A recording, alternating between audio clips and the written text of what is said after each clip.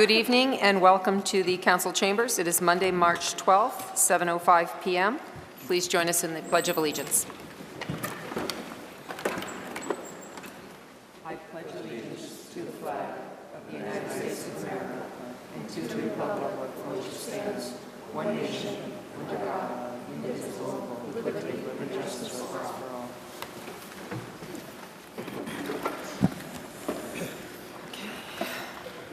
Roll call, please. Councillor Auclair. Present. Councillor Carrasco. Present. Councillor Clements. Present. Councillor DePietro. Councillor Miana. Present. Councillor Morales. Present. Councillor Nash. Present. Councillor Steve. Present. 7 present. Thank you. Agenda item number 3, consider and accept the Town Council meeting minutes of February 26, 2018. So moved. Second. Okay. Conversation, Councillor Carrasco. I'll be abstaining. As will I. Okay, we have 2 abstentions. Anyone else? You all had the copies. I think there was only a couple of changes made, thereabouts, a few things. All right. All those in favor? Okay. It's 5. Okay, thank you. Agenda item number 4, subcommittee summaries with the relevant minutes to be read at each agenda item, and the first is general government. Thank you, Madam Chair. We did have a meeting on Tuesday, March 6th. 3 of the agenda items, numbers 10, 11, and 12, were on our meeting, so we'll talk about them then. And there were several other items that we postponed because it ran over into the middle of DPW, so we'll eventually throw them back and probably on the next agenda, which I haven't scheduled yet. Okay. That's it. All right. We have Department of Public Works, and Councillor DePietro isn't here at this time. So we'll move on to agenda item 4C, Education and Human Services, and that would be Councillor Nash. Thank you, Madam Chair. Through you, I apologize to report that I don't have meeting minutes, but I can point to a couple of things. There were 4 or 5 discussion items and 1 action item, which is actually number 9 on our agenda tonight. So I'll point to that in just a few moments, but just for the public's information, we did cover agenda items as topics of discussion as requested by the Health Department, Inspections Department related to donation boxes. We also had a review of the May 24th, 2017 Town Manager's financial impacts of the landfill closure memo. So I'll be happy to address number 9 when we get there. Thank you. One other thing. March 29th is already a date that's held for EHS. It'll be the first in our series of budget meetings. Baypath will be presenting their fiscal year 2019 budget to us on the 29th at 6:30. The meeting room will be assigned again March 29th. Thank you. 4D, Planning and Development, Councillor Auclair. Thank you, Madam Chair. We did have a meeting on the 5th of March at 6 p.m. I sent out the meeting minutes today. The items that were discussed were agenda item number 17 and agenda item number 18. We can discuss those at that time, and I do not have any meetings scheduled at this time. Okay. Agenda item 4E, Protections of Persons and Property. Thank you, Madam Chair, through you. I do not have any minutes to report. However, I do have a change in the planned PPP for March 13th due to the weather. That has been now canceled, and the new PPP meeting will take place Wednesday, March 14th at 7 p.m. Thank you. And for public notice, that was posted this morning, Yes. First thing, so that in anticipation that we may have to cancel to comply with open meeting laws, we did make sure that we reposted it as an alternate, and apparently we're going to use it. Yes, So, thank you very much for reminding me of that. there are, I don't know if you want to mention some of the topics at all on the PPP? On the PPP? It's Well, we quite have a big agenda. we have some appointments coming forward. We have from the police and the fire department, and we're also going to be discussing an assessment, possible assessment, the fire Assessment department- center Yeah, for- assessment center for hiring of the fire personnel. So. Thank you. You're welcome. Just, it was a long agenda, I thought. And the dispatch report. Oh, yes, and dispatch, sorry. We can It's forget okay. about that. Today. All set? All set. Okay, great, thanks. Okay, we now have Chairman's announcements, and I don't have too much. I would have mentioned the weather. Obviously, a lot of closings are going on. The town hall has announced closed for tomorrow as well. We hope that everybody pays attention. I did receive a number of complaints with alternate side parking not being observed recently all along Hamilton Street. Over the week, I think it was the beginning of the weekend or so, both sides of Hamilton had issues, and I had received a couple of phone calls from people asking why they weren't either being ticketed or we weren't enforcing the alternate side parking, which is still in effect. It is winter. And now there'll be a parking ban, I imagine, and that notice has come out, I believe. So just pay attention to all that. Try to get your sidewalks cleaned as soon as possible, because that not only avoids a ticket, but certainly the biggest, most important reason for doing it is that it helps the public and yourself to get around more safely. So we ask that you're mindful of that and follow the rules. I will note that I received an open meeting law violation via email today from Councilor Clare in regard to Councilor DePietro. I have not had time to print it or do anything. I would have expected it possibly to have been dropped off because it does ask for a receiving date on it. So I would request in the future, if that were to happen, that open meeting law violations be dropped off in paper form at the office so they can get date stamped and we have a record of that. And if I could, I'll just finish that. So I'm going to forward that email on to the office, who will print them on Wednesday and add them to the council packets for review on Thursday, and we will take that up within the 14 business days that we need to take that up. Okay, so. Thank you, Madam Chair. So the Attorney General's office does say that email is an appropriate form. I sent it to you and also the town clerk. So, you know, all of the appropriate things were done in order to file this. But in the future, I will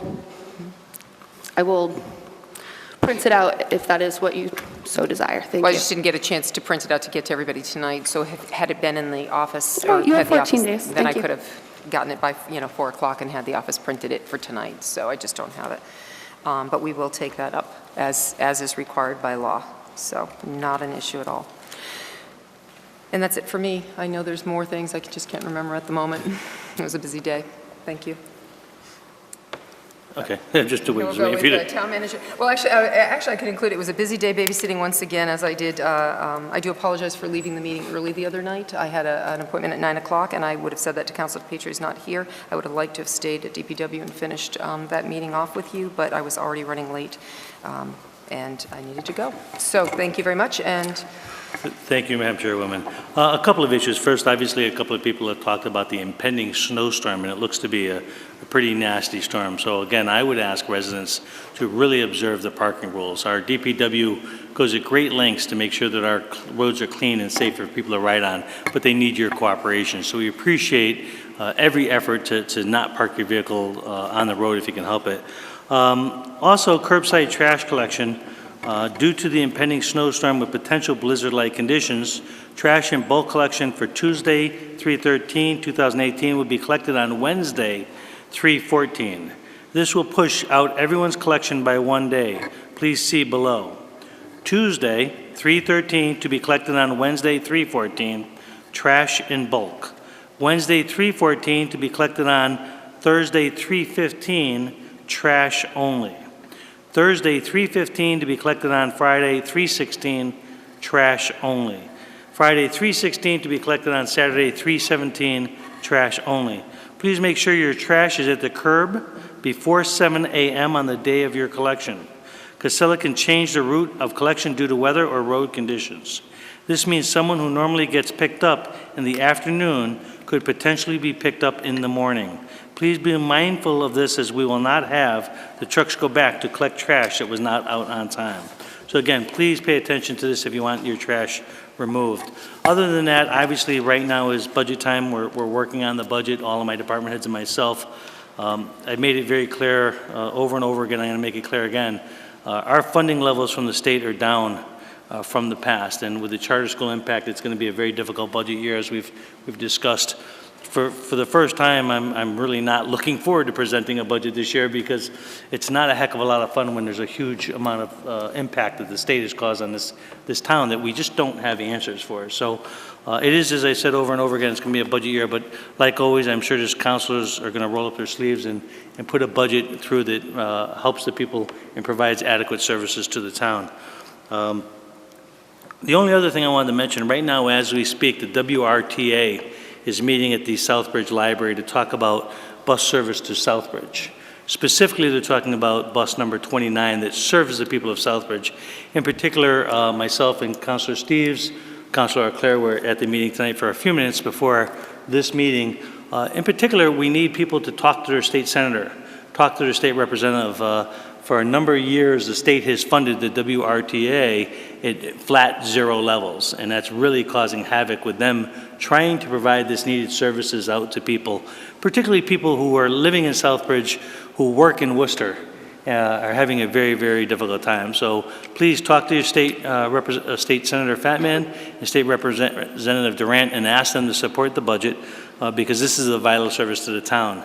I do serve on the board, the WRTA board, and they will have Southbridge's message. Claire has a bell, so I will express the concern for this town and the impact it will have on this town at that meeting.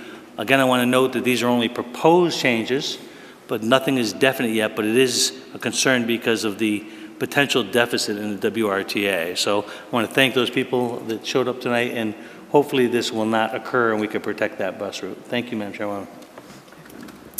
So I see that Councilor DePietro has arrived. Would you like to do your Public Works minutes? Thank you, Madam Chair. My apologies for my tardiness. I did make great haste to get here on time, but failed in that regard.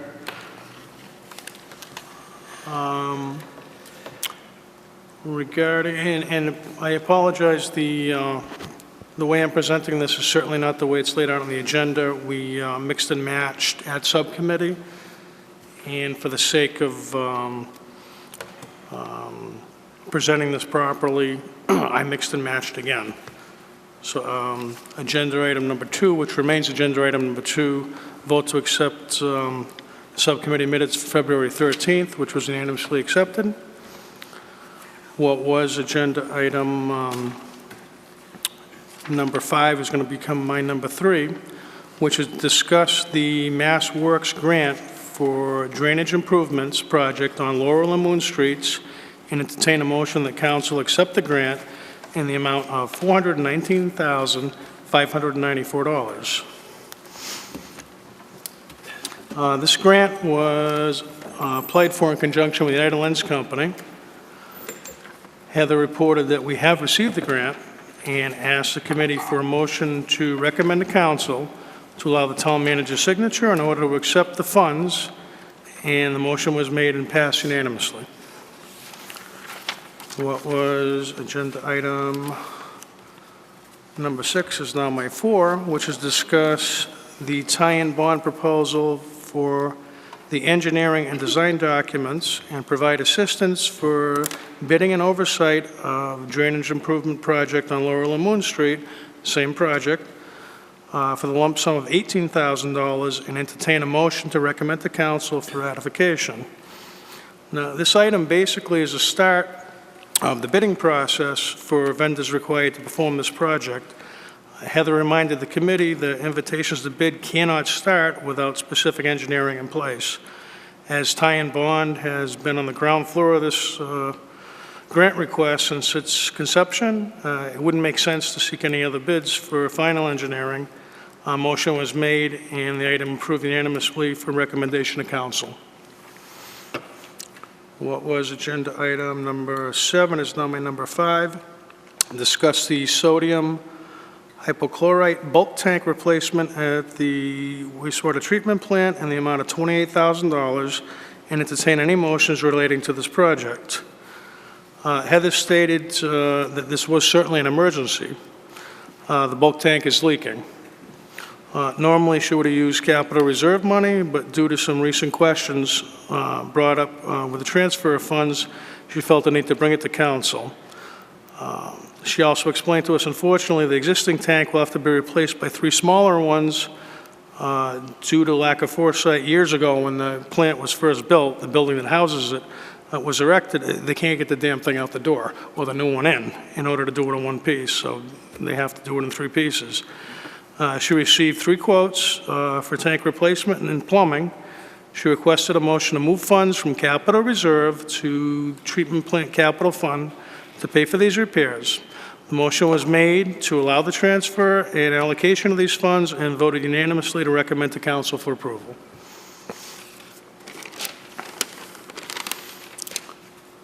What was agenda item 4 is now my number 6, which is discuss the enforcement of the existing policy for Oak Ridge Cemetery and entertain a motion to council that a notice be posted that DPW will remove items that are not in compliance with the policy statement. Now, the rules are quite clear regarding flowers and ornaments at Oak Ridge Cemetery. The major violations in question are detailed under decorations, page 3 of the policy statement, which was included in our packets. In short, the DPW director has entire control of all plants and objects and may remove any objectionable or injurious objects that violate these rules. Essentially, Heather is in charge of that piece of property and the maintenance of it. Flower beds may not exceed the length of the monument nor 1 foot in width from it. This has been a subject of complaint for some time now by the DPW director, who's charged with the maintenance around these memorials, and by those visiting their loved ones at grave sites who do obey the rules. As the town manager mentioned, and we discussed a little bit at length in subcommittee, this is a very sensitive issue and a hard one to really enforce, without putting your head down a little bit. But I congratulate this subcommittee for finally coming together as a group to address it. It was unanimously voted to recommend to council that a message be posted that the Department of Public Works will be removing these items that are not in compliance with the rules and regulations regarding Oak Ridge Cemetery.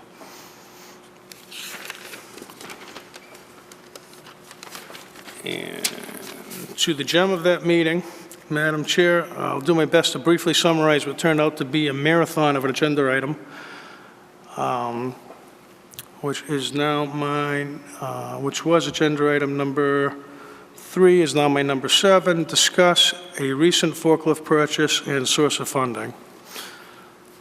Madam Chair, I'll do my best to briefly summarize this agenda item. This meeting was videoed and available on YouTube if anybody's got 3 hours to kill. The agenda item was to discuss the purchase of one single capital item, a $27,500 forklift. Again, this was for discussion only. Why was it brought up at all? Very simply because council was out of the loop as to the request to transfer funds into the actual purchase. Had Heather not provided us with a tour, the chair, Councilor Nash, and myself, council wouldn't even be aware that the forklift even existed in our inventory. This obviously begs the question, why? Part of council's job is fact-finding. Hence, it got a visit to subcommittee. The subcommittee chair, having reviewed the charter, I shared my opinion with the committee for discussion. I stated then, and I'll state now, that in my opinion, the charter was violated, and I needed to share this with council. Having made these statements, Councilor Nash was very adamant that I recite points in charter related to this issue. Some of the language is very strong, and both management and department heads became quite concerned that this conversation would end in some kind of a new policy or ruling. I did my best to ensure them that obviously this committee did not have the power, nor did the agenda item include anything more than a discussion. As chair, I was further inundated with questions regarding how do we proceed from here. For some reason, I needed to remind everyone present that this was not the forum to provide policy, nor was I the guy to immediately answer that question. This is a topic that council needs to address. Since that meeting, There's been, as I've heard, much discussion about interpretation of charter and to what has been normal protocol and procedure. Also, it's been suggested I may have had some other agenda besides seeking the answer to a very, very simple question. Is it really the intent of charter, and this is a question for council, is it the intent of charter to allow such a capital purchase to be made without oversight of council? If it is, then as a council, we might as well go home. But before we do that, we might want to check in with the only oversight that this council has, which is the taxpayers that paid for this thing. And I'll leave it there, Madam Chair. Thank you. Thank you, Counselor. Okay, moving on to agenda item 7 is swearing in and presentations. We have none this evening. Agenda item number 8, citizens forum. If there's anyone who would like to speak to anything that is not on the agenda, you can approach the podium, give us your name and address, and we will give you 5 minutes. Is there anyone who has anything? I'm not seeing any movement in the audience, so we are going to move on. Agenda item number 9. Vote to declare the inventory of surplus electronics as surplus and/or waste and allow the town to dispose or discard according to the Mass General Law, Chapter 30B.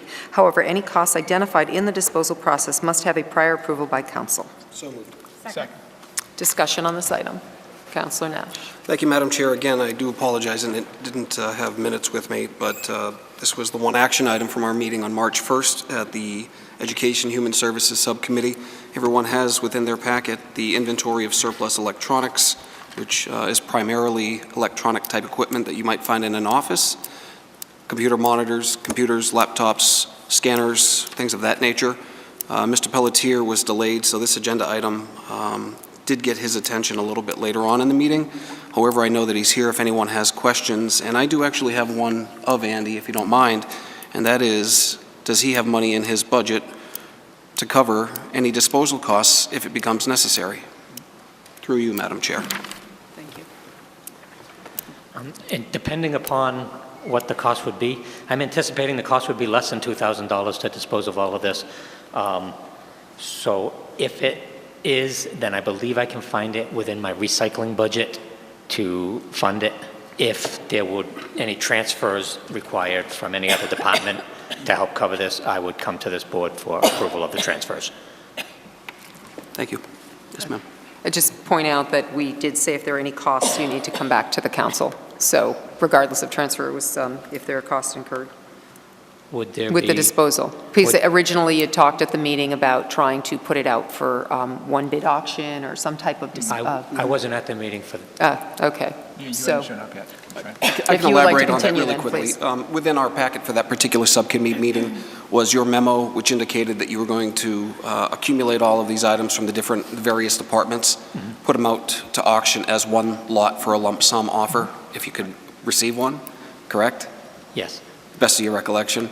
So, I have the yes, memo indeed, in that front of was what we had discussed in your absence due to the Board of Health meeting that night. Okay. Subsequently, I know that we just skirted it at the end of the meeting when it came to the actual inventory.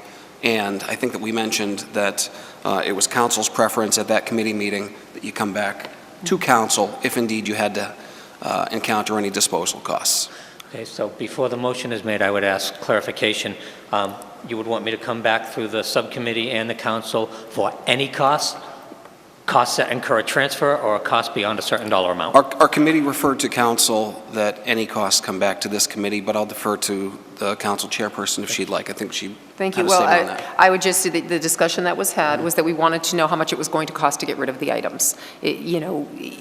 And so we would like that information, whether you come back or actually whether you work through our manager, because he needs to keep us informed. So I don't expect you to have to come back to a meeting that he would have to attend anyway on something that to say, geez, it's $1,000. What I would expect, or what I believe we would expect, especially in the discussions we've had, is that you would just say to the manager, hey, it looks like we can't get rid of this under $1,000. I've got money in my recycling account. I would like to, just you to bring that information to the council. And at the next EHS meeting, that's what would happen. Or at council, if it has to come straight up, we'll come straight up with it. Because it's in the motion though. Yeah. And we've discussed it, and that was what came out of that subcommittee meeting. which I was not a voting member that night, so I'm just saying that's what came out of that subcommittee meeting. It being my project, I wouldn't ask anybody else to carry my project. I would come back, so I That's can your do that. option. But it is, I think, the desire to make sure that the manager keeps us fully informed of the financial issues that are at hand. So, okay, Councillor McGammon. Thank you, Madam Chair, through you to Mr. Pelletier. Mr. Pelletier, I remember a few years back when I worked out in Chicopee, we used to do recycling like twice a year, and we used to have this company come in for a flat rate. Have you researched any of those companies to see if they would do that for the municipal? I've actually contacted 3 or 4 companies, and most of them will do this for free, but there's a charge for that. And it seems to be around CRTs. One of the best prices I got was, we'll take everything for free except for balusters and CRTs, but those are going to be $40. I need to balance that against those who will say, we'll do it for so much per pound, because now all of a sudden, instead of $40 for a CRT, that TV is probably only 30 or 40 pounds. And if it's a cents per pound, we're probably only looking at $15 for the TVs, but we're also looking at price per every other item. So I got to do a real careful balancing to decide what is going to be the best. My intention will be to take this exact list and send it out to at least 3 companies to receive bids back for what it would cost to dispose of this. To your point, I've been working with the DPW on another project that I'll be bringing before EHS, because at one point I believe one of our councilors says we have to get off our dependence on the landfill, and I believe the landfill is kind of dictating that to us now because they're leaving. So we've got a lot of other disposal that the landfill has been accepting for free, and I'm working on a program to try to assume that burden to the town for the least cost possible. So the program you just mentioned, or the type of program, is going to become key in that one. Thank you. Anyone else for Mr. Pelletier? Okay. Any other questions or discussion on this item? Thank you. Thank you. Seeing none, all those in favor? It's unanimous.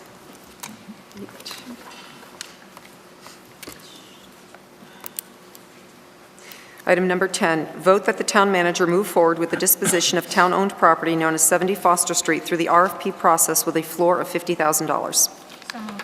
Second. Okay, discussion on this item. Councillor Steves. Yes, that was the second. That was the second agenda item on our GenGov meeting from the last one. We'll just quickly summarize here. Mr. San Angelo had mentioned that originally we were talking about trying to set up a minimum value of what we wanted a minimum to sell it for, and Denise mentioned that the original minimum bid from May of 2012 was $174,000. We threw around a couple of numbers. We ended up settling on $50,000 for this attempt. It was originally appraised at around $200,000, but the tie and bond study argued that it would cost about $2 million plus to improve up to public use standards. However, private use may be different because they don't have to meet certain requirements that the public use does. Demolition would be a couple hundred thousand, and it's been an issue. It's been floating around for a long time. This has been a welcome thing to get it back out there so somebody can hopefully do something with it, because we let it sit there much longer, we'll end up having to demolish it, and that's a waste of a good building. So. Good summary. Anybody? Councillor Carrasco. Yeah, through you. My question. I know we set a floor of $50,000. Do we know how much we spent with grant money in regards to the windows? Because that is something that at least we should recuperate, and as long as we're within that $50,000, I'll be all right. That was a concern. That was a big concern. Yes. You probably have it in your minutes there if you want to touch on that. It did come up. I don't remember exactly what the figure was, though. I want to say it was 80,000 or so. The windows were in the 70,000 to 80,000 range. Yeah, that's what I thought it was. For CDBG grant money, right. And I suggested a $75,000, I believe, there it is. Yeah, I put 75,000, minimum. yeah. And I'm not sure that it was receiving, I wasn't on the committee actually for that, but I recommended it anyway. And in the end, they settled at 50. I would like to make an amendment to this motion, in which would be that the town manager move forward with the disposition of the town-owned properties known as 70 Foster Street through the RFP process with a floor of $75,000. we need to get that grant money back. I'll second that. All right, Councilor Clare, then Councilor Nash. And Ron. Thank you, Madam Chair, through you. While I appreciate, that thought process, I think that with, a really diligent RFP process and, doing our due diligence and making sure that there's a viable company that ultimately takes over that building, I would give it to them for free, to be entirely honest. That building goes, for probably 10 years, it was just a giant eyesore. And if we can attract some kind of developer to restore that building and actually have a viable business inside, I'm entirely fine with the $50,000. But I do completely respect, where you're coming from, though, Councilor Carrasco. Thank you. Councilor Nash. Thank you, Madam Chair. Likewise, with due respect to both Councilors O'Clair and Carrasco, discussion was had at this meeting, and I think a lot of avenues were considered, and it was the consensus of the committee, if I'm not mistaken, that establishing a floor was a wise move to ensure that we would have some means of recompense. And I'd like to continue with what had been discussed in committee with the floor of $50,000, so I won't support the amendment. Thank you. All right, Mr. Manager. Thank you, Madam Chairwoman. Just a couple of comments. I also appreciate Councilor Carrasco's comments. I do want to point out the reason why we are where we are. We did have an appraiser look at the property, and the appraiser said, given the high cost of redoing this building, that you would find it very difficult. The value of the building essentially is zero, or has a negative value because of the high cost of considerably remodeling the building to meet all codes. The downside to this by not acting or putting it out of the range of bidders is that the building just sits there and continues to deteriorate. As you know, this building has been sitting here for quite some time. And we used the state money to clean it up to sort of get it off the blight list. I mean, it was pretty blighted. But if it sits there and keeps deteriorating, it could be $300,000, $400,000, or $500,000 to rip this particular building down. So we're hoping that a couple of things happen. If a non-profit happens to purchase this, at least the building will be renovated and brought up to standards that perhaps it will create some jobs and some more people downtown. Hopefully even better would be a private developer who would actually pay taxes to the town, both creating jobs and new tax revenue. So I would love to get $300,000, $400,000, or $500,000 for this property, but I think what we really need to do is to get it out of the town's hand where it's adding no value and putting it on the hands of somebody that can actually do something with it. So I also would like to stay at the $50,000. I don't want to discourage any bidders from coming this. Obviously, when we do this, we have proposals that will come in, and the town council will have an opportunity to see the recommendation we bring forward if you should select a proposer or not. And if you don't feel that the value of the proposal is good, at the end of the day, you don't have to sell the property. So at the end of the day, it's going to be in your hands for the final decision on this particular property. Councilor DePietro, and then. To further on the town manager's point, Madam Chair, and I brought this up at subcommittee, and I got some eyeballs, but perhaps it is worth giving the town manager a little flexibility and consider selling this building for $1, provided, and there are avenues to guarantee that the right people are going to come in, either by completion bond or bring it up to code in the language of the sale, so forth. But even at $50,000, you're putting a burden on the town manager. This is a hard sell. And I think you might want to give him a little more leeway than the $50,000. And if he can do that for $50,000, he's a heck of a salesman. Councilor Carrasco? The reason for me raising the floor is just because we make issues in the past about grant money and not having it and getting it, and here we're willing to get rid of grant money that we invested in a building that, yes, was very blighted, but at the end of the day, the reason this is coming back is because we have people interested. That's the only reason it's coming back. So if we did not have people interested, then, it would sit there and we would not there. I just, it's a tough decision, but there was money invested in this building to make it look decent. It has already changed some of those cost factors of restoring that building due to the fact that, it's got brand new windows, and those windows were a good portion of some of those reports in regards to the heating cost and maintaining. So a lot of some of the stuff we did with that grant money. So I understand that we want to get it off of our hands, but at the same time, the only reason it's coming back here is because we have people interested. And we have individuals that, might purchase this building, might not, but at the same time, if, say a nonprofit was to get it, we get the minimum of $50,000, most likely, because that's what the RFP is going to be put in, because we've put this out before. We've only had one bid before, one company put in and then walked away. So we get this company, say it's a nonprofit, we get it, we only make $50,000 because we will never make tax money on this building. So what's to say that we put the $75,000 floor? You know what? That's money that can go to any of our financial issues that we have right now, because this could sell fairly quickly, and this might be a little thing that we can help for our budget season. But whatever,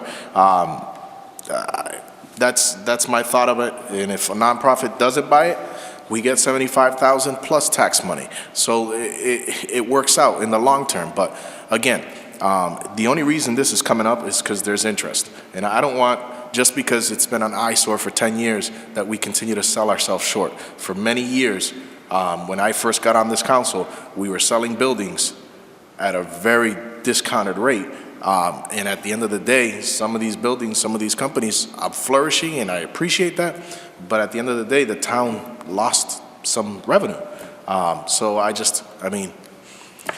it's just hard. I mean, I know we want to sell it, but again, the RFP wasn't really clear in regards to what we want, in regards to, do we want a business or do we want a nonprofit? It wasn't really clear. It was just a generic RFP.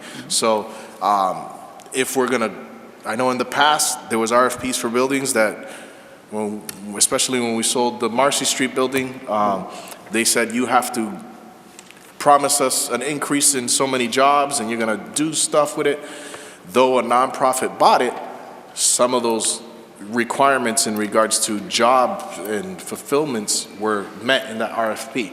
So that's the only reason in regards to, honestly, if we want to get rid of it for $1, then get rid of it for $1 and just, let's not put a floor because we're going to lose money regardless. So we lost either $75,000 in grant money or $75,000 that we can attain for our budget dilemma. Thank you. Councilor Manager, you still have something? Yes. Okay, and then Councilor Klein. Thank you, Madam Chair, through you. Well, I agree with Councilor Claire. I'd give it away too. And to Councilor Carrasco's point about losing the grant money, I didn't even know we spent grant money on the windows until the windows were already in, so it never came to council. And had that happened, I don't think the grant money would have been spent on windows on a building that's just deteriorating down to nothing. And we could have gave it away for $1. So I think we should try to recoup something, and I think $50,000 is a good number to get it off our hands. And I don't think we can restrict who buys it. I'm not sure on that. So anyways, those are my comments. That's all. Thanks. Thank you. Councilor Claire. Thank you, Madam Chair, through you. Just to touch on some of the town-owned properties that were sold off in 2014, 2015. Specifically, the RFP for the old junior high school had a floor of $100,000 with $10,000 put up front. That floor could have deterred potential developers from coming forward. And at the end of the day, I don't know if maybe the town manager could answer this, but how much of that $100,000 have we seen from Arch Street Development or whatever company that they're now operating under since that RFP process. Well, if we're talking, through you, Madam Yes, Chairman, yes. so the Arch Street Development, they've invested hundreds of thousands of dollars into that property What already in terms of we've planning. seen. Once it comes through, we'll be getting a tremendous amount of tax revenue, but I don't have that number yet until the project's done. But it'll obviously be based on the value of the building at times our mill rate, but it will be significant. Right, but, so we've paid year over year. Oh, I guess, I don't want to really get into the Wells Junior High. I guess my point there is that, even with a floor, we're going to have an RFP process where we can actually do our due diligence and make sure that we're not selling ourselves short for a couple $1,000s on that floor up front to make sure that, we're doing the right thing for the town this time. Thank you. Councilor Carrasco. I will remove my motion. Anybody else? Sorry. For the record, I agree with you, Councilor Carrasco. I did not agree with the windows being put in. That was a blatant waste of money on a building that this council, a lot of members on this council, had voted to mothball. So how that ever happened is still beyond us. But it exists, and that's why I went for the 75. So I do agree with you that taxpayer money is taxpayer money and should be recouped at all cost. I think 50,000 is the lowest that I would support, but this council makes their votes independently. So, but yes, there's sometimes you just need to pay a little bit to get something, and I think people need to respect the fact that it's a building on land and does have value. The building has value, and we have not had a real appraisal in 5 or 7 years, or 5 years, I think, or so. So, not to say that it, could have changed. You never know. The economy changes, things change, people, the needs in this area change for property. So, just my comments. Town Manager? Yeah, just to kind of respond to a couple of questions or comments here. First of all, just so you know, Councilor Carrasco, if you look under in the proposal itself, it gives different weighting under the criteria for accepting a proposal under economic and ancillary benefits. If you're a tax-paying company, your rating would be higher. If you're a tax-paying company and you create jobs, it would be highly advantageous. Advantageous would be if you collect tax revenue, but you're not creating as many jobs. And then just acceptable would be if you are a non-taxable company. So this is weighted to give advantage or in offering proposals to a company that actually would provide taxes to the town, because that's what we want. So that clearly demonstrates the preference. I completely understand comments that have been made by a number of people. We had a CDBG grant that this council voted on for the purposes, and one of the things in the grant was to do these windows. At that time, we had not decided to mothball the building, but that was part of the grant proposal. We decided to move forward with a grant that was approved by the state and approved by this council for the windows. The reason we moved forward is because the building was blighted in a very poor condition, and it just, frankly, the town has been trying to clean up properties all throughout town. It's hard to encourage other people to do it when you yourself have a blighted building. Secondarily, potentially one of the reasons that there is interest in the building is because now the building doesn't have vines all over it, it has windows, it looks appropriate, and I believe that in fact is one of the reasons why we have somebody interested in the building. But let me be really clear, there's not a lot of interest in this building. It's really only 2 companies have approached us, one a profit-making, one a non-profit-making company. Now, we don't know what will happen, who will actually put in a proposal.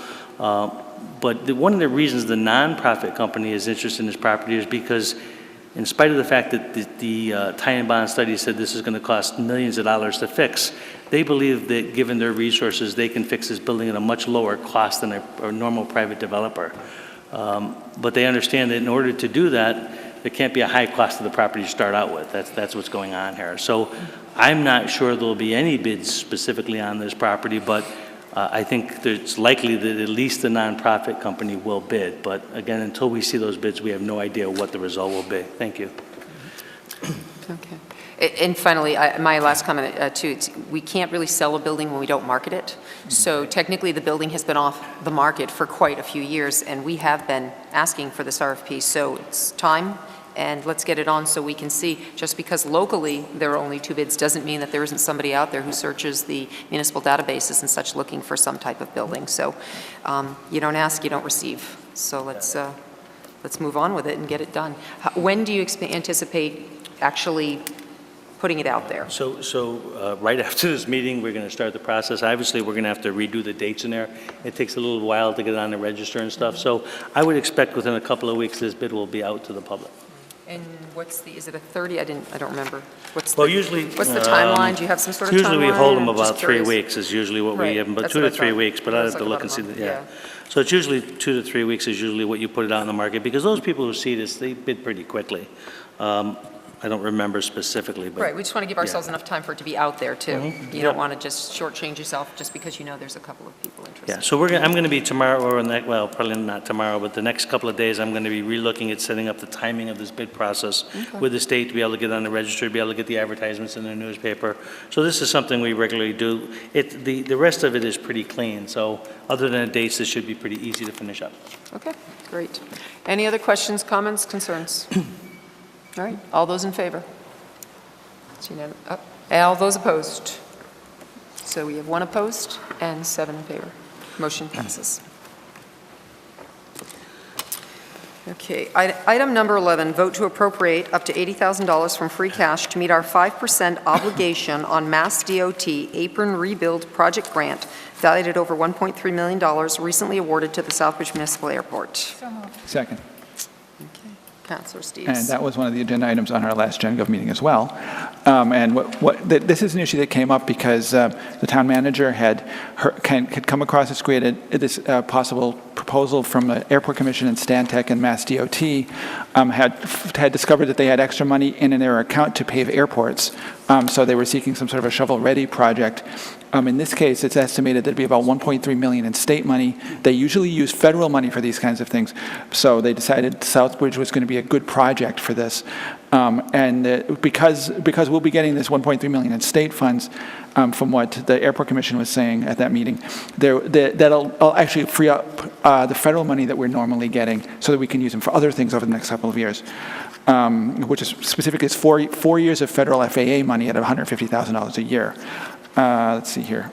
This issue came up because the apron at the airport was built well before the landfill itself began, and it was set up in such a way where it basically had no drainage. It was built on clay that had actually been removed to start the landfill.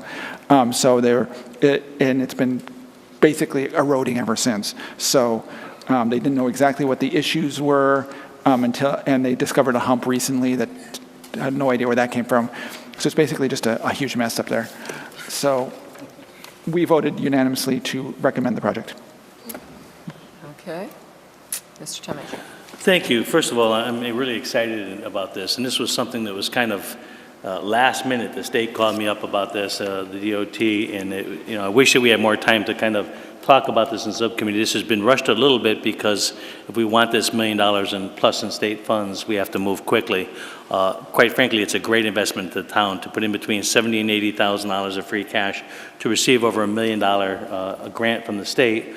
And what the apron is, just so people understand, the airplanes tie down onto a part of the runway. It's paved and all set up in such a way as the airport's parked there. And that apron is in very, very bad shape. It was slated to be completely rebuilt in 2023. This moves up that timetable considerably, so it's a great value to us. I know I've spent the last couple of days talking to the council chairwoman about this project. It makes a lot of sense for a whole lot of reasons to act quickly on this. I believe there's going to be an amendment to the language to clarify it. The state wants to move on this project. This is money they have in their current year budget, will expire on June 30th. So they're looking for very quick action to get this done as fast as possible. So with that, I'm not sure if the chairwoman is going to make the amendment or offer the language, but we had discussed some wording changes. Right. Today we discussed the fact that while we discussed at the subcommittee meeting the need to have our 5% to decide if we are going to put in the 5% and be able to move with the shovel-ready project, which has to be done in June or thereabouts. And we discussed that. What wasn't discussed was a number of other things that go with it, like the fact that the engineers, Stantec, who does all our engineering work up there, they have an on-call agreement with the state. They will be doing the oversight for this project. For us to have them move forward as quickly as possible, they actually want to start, they probably start tomorrow, except it's going to snow. And that was not understood and known until they came and visited Mr. Sanangelo on Friday. And so there's a little bit of a, okay, what do we do? Because if we vote and we do approve the $80,000, therefore we are moving forward with the project, it wouldn't be to amend that particular one. The question would be whether or not we wanted to suspend the rules and add another item. And the item, just for clarification, while it's not this one, the item would just be to approve Stantec Engineering for design and construction inspection services related to the Southbridge Municipal Airport Apron Rebuild Project, contingent upon receiving the Mass DOT grant and consultant fee in agreement with Mass DOT's independent fee estimate, better known as IFE. That language came, some of that language came from John Henry himself at Stantec, who I reached out to because I was not comfortable with proposing something that I had no official idea on, I mean, besides what we've been talked about. So I did reach out to him on that. That is separate from what we're doing here, but it would make sense, as you said, to do something in order to move the project along should we decide to appropriate the $80,000. And so anything to accept the grant? the grant will come back to us. This will allow them to move forward with the Even project, and there will be a grant, then we can accept the grant, because that was also a concern as to accepting the grant before it's actually on paper like that seemed a bit presumptuous or preemptive in many ways, and I was a little concerned about that personally, which is why I reached out to John Henry this afternoon, and I questioned that concern to him, and he said it's all lined up with Mass DOT the way this is how they do it, but you will get a formal award letter on the grant, and then you can accept it at that point. In order to say that we approved them as the oversight and engineering piece, which, as I said, they are our on-call agreement. They have been for I don't even know how many years, and it does go out to bid. It's not a permanent situation, even though they have been our people for a long time. Every 5 years or so, we go out to bid, and multiple people can put in, engineers who do this type of work for airports can put their bid in. Southbridge, though, Stantec has always been the bid that has come in the right numbers and with the right scope of services. So they just have been our on-call agreement engineer with Mass DOT, and so therefore they already will fall within the contingency of the 10% and be automatically the engineer. Just one comment. If that's all, that's a lot of information. So just one comment to follow up, just so everybody's clear, that means that they will start the architectural design work and everything prior to us actually formally accepting the grant. I just want people to understand that's the way the process will go, and that's acceptable to the state. Well, that's acceptable, and to Stantec, who is putting themselves out doing it, because, and I was insistent on the contingent word, putting in contingent upon receiving the grant, and they understood that, they understood all that. That was all, it's all part of the process, and they had no concerns with moving forward with that. But we, as we all know, we approve contracts with engineers and all those types of things, so that's why we felt, well, you had concerns in regard to that we approve all contracts. How can we have a contract if we don't, there was the which came first in this case, but because of the way the state is awarding this situation, even the fencing grant, which we know is coming as well, I questioned him on the fence grant. That's another project that we're getting $150,000 to pay for fencing, which is 100% no cost to us, fencing that's needed. That was next year's project, but again, apparently the state has money, airport money at least, and that is coming to us. That grant, as you saw, the application said that grant would be, we had the letter, and the letter says that upon your signature, receiving your signature, you're awarded the grant. We don't have a piece of paper, but it says upon receiving the airport commissioner's signature, the grant will be bestowed. I had that question to him as well. Is this going to impede that project because we don't have anything, again, in writing? And he indicated that will come to us as well in the form of an actual official award letter. So I tried to cover all the bases of questions that may be asked that came out of that meeting, but I realize you were put on the spot somewhat on Friday with them coming in for the approval of the proposal, or the grant application, I guess is what it was for this project. And here we are Monday, and I don't know. So that's all I've got to offer. Councilor Steve has a Thank thoughts you. or questions? Actually, the more you talk, the more questions I have Yes. about this one. First off, so do you have a time frame for when this award letter should get to us, first of all? They didn't give us an answer to that. They did didn't give us an answer, but I was told that it should be within a couple of weeks, because it's already, the award letter for the fence particularly said, and our Ron Plouffe has a copy of that as well, our airport manager, the information that came to the commission was that upon signature, we get, the 150 is awarded, boom. This one, the $1.278 million, it didn't say the same thing, but I don't have that official. They didn't give us an exact date, Right. but they were expecting it really shortly. This is something that they're kind of expediting the whole process for Gus, so we would expect it within the next 2 weeks. But listen, I can't guarantee what the state does, but that's the intention.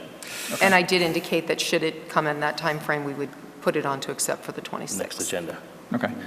Also, you mentioned that, obviously, as I understand it, Stantec has done all of the engineering so far for the airport in general. So how much more engineering does this project actually require? Or are they just doing oversight of the stuff that's already been done? So this is a new project now. I don't think they've had engineering work already designed for this. So whatever it takes to define and do what they're doing within the scope of that they have a map of the actual area where the apron is. Right. Whatever it takes. I don't know the engineering work, Gus. That's something the engineers would give you that information on. But they have not done that work yet. That's why we have to put in the town share to do that engineering work. So what it is to be determined. Oh, okay. I was just the way you were talking about it, I got the impression that the engineering was already done, and now. No, we don't have Now we have to do no more of it. engineering Okay, work but- that I know Okay, that's been okay, I done. get it. I would have Ron Plouffe come and discuss that, and because this has been on it's on the master plan, it's Yeah. on the airport layout plan. I know that, yeah. And because it's actually listed in a lot of the ways, and we have pictures of Stantec and Sure. what their intentions are, I think there's a preliminary that is done. That's what I meant. Yeah. But, Mr. Plouffe, First of all, the project is proposed to be completed by June 30th. Right. Both Okay. projects. Okay. And the money that we're speaking about right now is for the engineering part of it. The drainage in that area is horrible, Yeah. and the only way to fix it is to tear everything up and start over. But to answer to Councilor Steves' question, and I think the answer is just some sketches. There is no engineering for that apron yet. It's just some sketches showing you about what the concept of what they're doing. That's right. So when you say preliminary, I think it's just some basic sketches is all I'm thinking. Okay. So That's in that case, then, honestly, what do you think the real possibility of getting this done before July actually is? If they're going to have to do full-scale engineering, they're going to have to put in and design and put in drainage work. They're going to have to completely repave the project. I mean, I don't expect it's that long. They know, yeah, they know what they're doing. When they finish their initial engineering, yeah. they're going to bring it to us so we can review it and then move forward. it goes out for construction bid at that point with the state bid process. It'll go out for a construction portion of it, at which they can also bid on it, I believe is my understanding, but they have to bid on that separate. That's a different situation, he had explained to me, Right. as far as the construction portion. I'm just thinking in terms of like the time frames that it takes to put these things out to bid and advertise them and all this other stuff. And I mean, it's already halfway through March, so. Well, So go try ahead. to answer that a little bit, Gus. So only what has to be bid is the actual construction component is all that has to be bid, right? Yeah. So that's why one of the things they're asking, like, to start tomorrow, they want to do this quickly, and that's why they're going to start, as soon as tomorrow to start working on the engineering work to get it done. They don't expect that to take that long. This is not what they would consider a complicated project to do this. So that will happen very, very fast. I would imagine the engineering work will be done in literally a couple of weeks is my guess. Okay. Then what happens is that they have to go through the normal bidding process to put it out in the register and all that. That usually takes another couple of weeks to get it on that process, and my guess is that they'll only leave another 2 weeks for the actual bid. So within a month, they can actually put the bid out and get it approved and done. So it could happen during that period. And I guess even the construction here is not a huge project. So they think that they can get this all done by June 30th is their plan. Okay. And also, just for the other question I had was for that other issue you just brought up a few minutes ago about the extra a possible agenda item that we may have to do. Is there going to be any extra cost for Stantec to do that stuff? the oversight stuff? Or is that already tied No, into that's the 80 part of grand the that whole we're engineering doing? services is the oversight. That's generally, even, they did the same thing on the municipal building itself. So Right, that's a okay. standard part of the process. Okay. They essentially become the project managers for the project. Okay. That's what I thought. That's just checking. Yep. Okay. That's it. Thank you.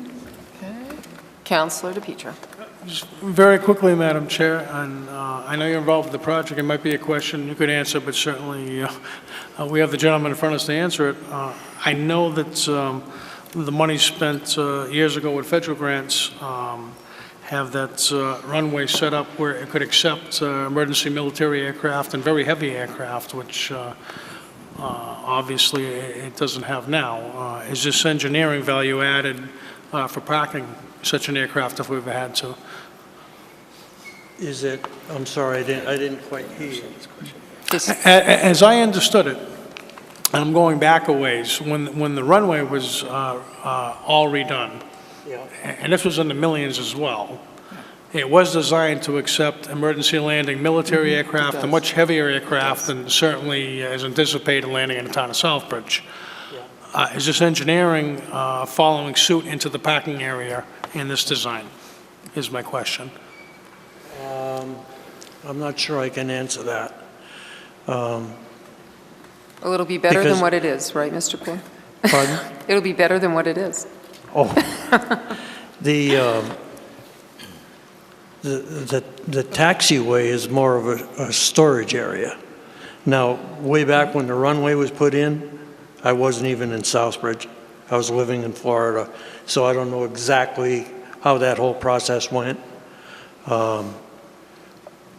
But this area is very important because airplanes go back and forth behind the airplanes that are parked to get to the end of the runway. So there's traffic in there all the time.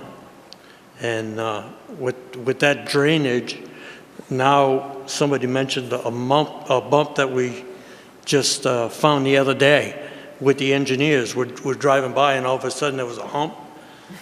We don't know if it's all kind of water under there. We don't know what it is. But it wasn't there. So it's getting worse. And we've had so much rain and snow, everything underneath there is clay. So there's no drainage, and it's just making it worse. If I may, Madam Chair? I've worked up in that area is junk, Yeah. no doubt about it. I'm just wondering if when you look at $1.3 million, if somebody asked me in a coffee shop, is that what it really costs to do that amount of area to asphalt it for small planes? I'm just wondering if the answer is, well, no, we've got jets coming in there. Yeah, we do. I've done recovery on Learjets there. Yeah, So right. I'm just wondering if that was incorporated in the engineering for the parking as well. yeah. There's Obviously, it's Blackhawks it's are junk in and it there. needs to be fixed, but Blackhawks are in there almost every night, especially in the summertime. You can get C-130s in there. A lot of twins come in, turboprops, yeah. So there's a lot of weight that could be in that area. Okay. thank you, Madam Chair. Thank you very much. Thank you, Mr. King. Okay. Councilor. Also, any other Councilor Clare? Thank you, Madam Chair, through you. I have a couple of questions. Number one is what are we up to as far as an allotment to the airport revolving fund per year? Do you know that offhand? You mean, excuse me, through you, Madam Chairman? I think you mean, what is the balance of that? Does the town contribute? Because I'm having trouble finding it now, but I had found some meeting minutes where we had increased the appropriation from $100,000 to $150,000 to the airport revolving account. Do we, as a council, actually put money into that every year, I guess is my question. I'm a little confused by your question, only because what happens with the airport revolving fund account is all the revenues come in, for instance, for gasoline and stuff that's purchased go into the account, and all the expenses come out of that account. And there's been a small surplus at the end of the year. I don't remember putting any money into that account specifically for some reason. Usually if we did that, we would put it in for some specific reason. Ron, do you recall appropriating any money into that account for anything? Because I don't. No. I don't recall anything. Well, you might be referring, Councilor Claire, to, we added some money for the fuel farm when the improvements to the fuel farm was 30-something thousand maybe, or was that? Back in 2014, we when had to replace the fuel farm because when I first started there, we couldn't even buy fuel. It was so outdated and broken down that people wouldn't even sell us fuel. And we were violating FAA regulations to be able to sell fuel. One of the things for an active airport is to be able to sell fuel, and we were actually in violation with our previous airport manager, and leaser, or whatever we called him. Right. We had a few things we could The call. FAA and Mass DOT were not happy with us. So we gave money to that, and last year we gave some money towards some equipment and to the diner windows and such, but that was a whole different, not on a regular basis, those were one-time. Okay, I'll try to find what I was reading earlier. The other question, No, right, that wouldn't go into the revolving account, so I'm not sure, I'll have to find out. Some I'll have matching to- grant, did a piece of equipment or truck or something a few years, within the last few years. There's a few things that the town has given money to. My follow-up question is probably one of the things that you might be referencing, and it's from June 6, 2016, and I'm not sure if this would be to you or to the town manager. Agenda item number 19 was on that date to vote to transfer $6,611 from town council reserve account, and then it lists the account, to Southbridge Airport drainage and tie-down repairs to fund the increase in grant matching funds required for this project. Obviously, the tie-downs are in the new proposal, and I'm wondering we matched that grant, and then we had to provide additional funds into that grant. So what was done at that time? That project was in the same area, only through frost heaves, these 4-foot tie-downs were all raised up about 18 inches above the ground. So it was very unsafe. If somebody would hit that with a prop, we'd be buying a brand new motor for probably about $50,000, or somebody could trip, get hurt. So we came in, did a temporary repair in that area to dig those up and make new ones so that they would be level with the ground. That's what that project was. So it was temporary. It did not fix the drainage. Right, and if I may, Councilor Clare, I had the same concerns because here we did a patch, because this project wasn't slated till 2023. Correct. So unfortunately or fortunately, I guess it depends on how you looked at it, the state decided, hey, we've got some money, and they're offering it up now. But yes, we did do the temporary because we didn't expect to be able to do the permanent until 2023. So then, now the money's here, and it's kind of like the windows on the building. I suppose I know how some this ways. all came about. Last fall, we did a presentation for the state Secretary of Transportation. She came down with her people. Mass DOT Aeronautical Division came down with their people. Our engineering firm was there. And once we did our presentation for the tornado damage, I led them down to that area so they could take a look at it. And the aeronautics director looked at me and he said, I've never seen an apron in such deplorable shape. So the Mass DOT secretary looked at him and said, well, can't we find some money? I'm assuming that that's the way it happened, because it came to a total surprise to me, because it was in our airport improvement program for 2023. So I'm thinking that that's how this money came about. Okay, and my last question, and this might have been answered, I've been having a hard time hearing. So the contingency, the 10% is $124,425, and we're voting to appropriate $80,000. So does that mean that the airport commission is putting in the other $44,425? What are you looking at? I I'm not sure your numbers. I'm not sure where you're going. So the total cost of the project was over $1 million, and the $80,000 is 5%.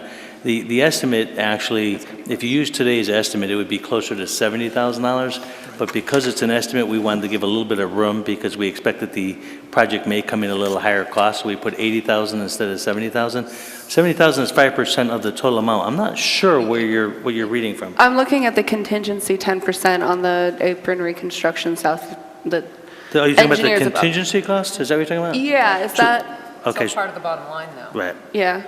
So the contingency cost in any state project like this, not knowing what they're going to run into as they do a project, they built in the contingency amount. So the 5%, if the math is right, would be 5% of $1,369,000. Again, because this is an estimate, we used 80 grand instead of 70 grand to give us some room.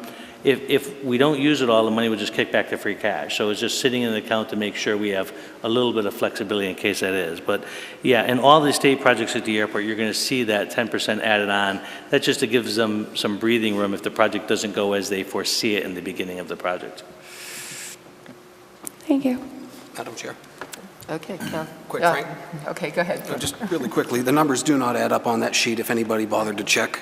And it's a very slight difference, but they've rounded up, as engineers do, because it's an inexact science, as you know, to 1,369,000. So the 10% is 10% of the estimated subtotal on the document of 1.244 million. Right. Add in the 10% contingency, and you'll see they've rounded rather than coming up with a real number. Right. Thanks.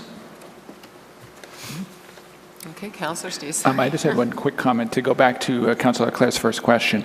If I remember correctly, what you were referring to about the revolving account was we may have voted to hike the amount that they could take into it because of the fuel farm. I'm reading it, and that is what we did. Yeah. Yep. Yeah. Thank you. Good catch. Councillor Nash. Thank you. Madam Chair, through you, this has taken a lot longer than I expected, about 3 times the amount we spent in subcommittee, but I do require, or I'm going to request clarification because it was Mr. Pluff's statement at that committee meeting that this bid would be conducted by the state, not by the town of Southbridge, correct? Right. And what's more, design and full-time construction is estimated at $350,000 for this relatively small project. So we are going to bless, or it is the chairperson's next motion, is to okay Stantec, although the state is managing this project? The state, it's a state project in terms of funding, but the state's not going to be managing the project. Stantec's going to be managing the project, so. It's a state-funded project. It's a state-funded project. Where the state is granting however many million dollars. They're not managing the project. The management of the project is through Stantec, which is going to essentially be working for the town. I understand, and I'm sorry if I didn't word that correctly. Yep. Are we putting out the bid, or is the state? For the project, the state's putting out the construction component of it, yes. Okay. So we will do what for Stantec, aside from okay their selection as the design and essentially, that's what we're going inspection to do. We're engineer? going to okay their selection. They're a regular contractor that the state uses all this, and they're the only ones with the experience at the airport to do this type of work. It would be obviously way more expensive to hire some other engineering firm. So the state looks at them and okays them being the contractor for this particular project. But officially, we're the ones making the decision. That's why I suggested with Councilor Clemens that we get the approval because it's technically a service contract and it's required to be approved by this board. Sure. Thank you, Madam Chair. Final point through and to you is my real concern here is to make sure it doesn't get messy when it gets down to finances. Yeah. Right. Oh, of course, of course. So just, and I just want to That's not what was told to us clarify. at subcommittee, and that's why I'm concerned. Yeah. Thanks. And I just want to clarify, so when the manager was saying, they want to move forward, I was concerned that we did things right, and he said, well, you're supposed to approve the contracts, and that's kind of, we went back and forth with how could we move it forward. And I want to be clear, Stantec has their contract with us now, and they have an on-call agreement that is approved.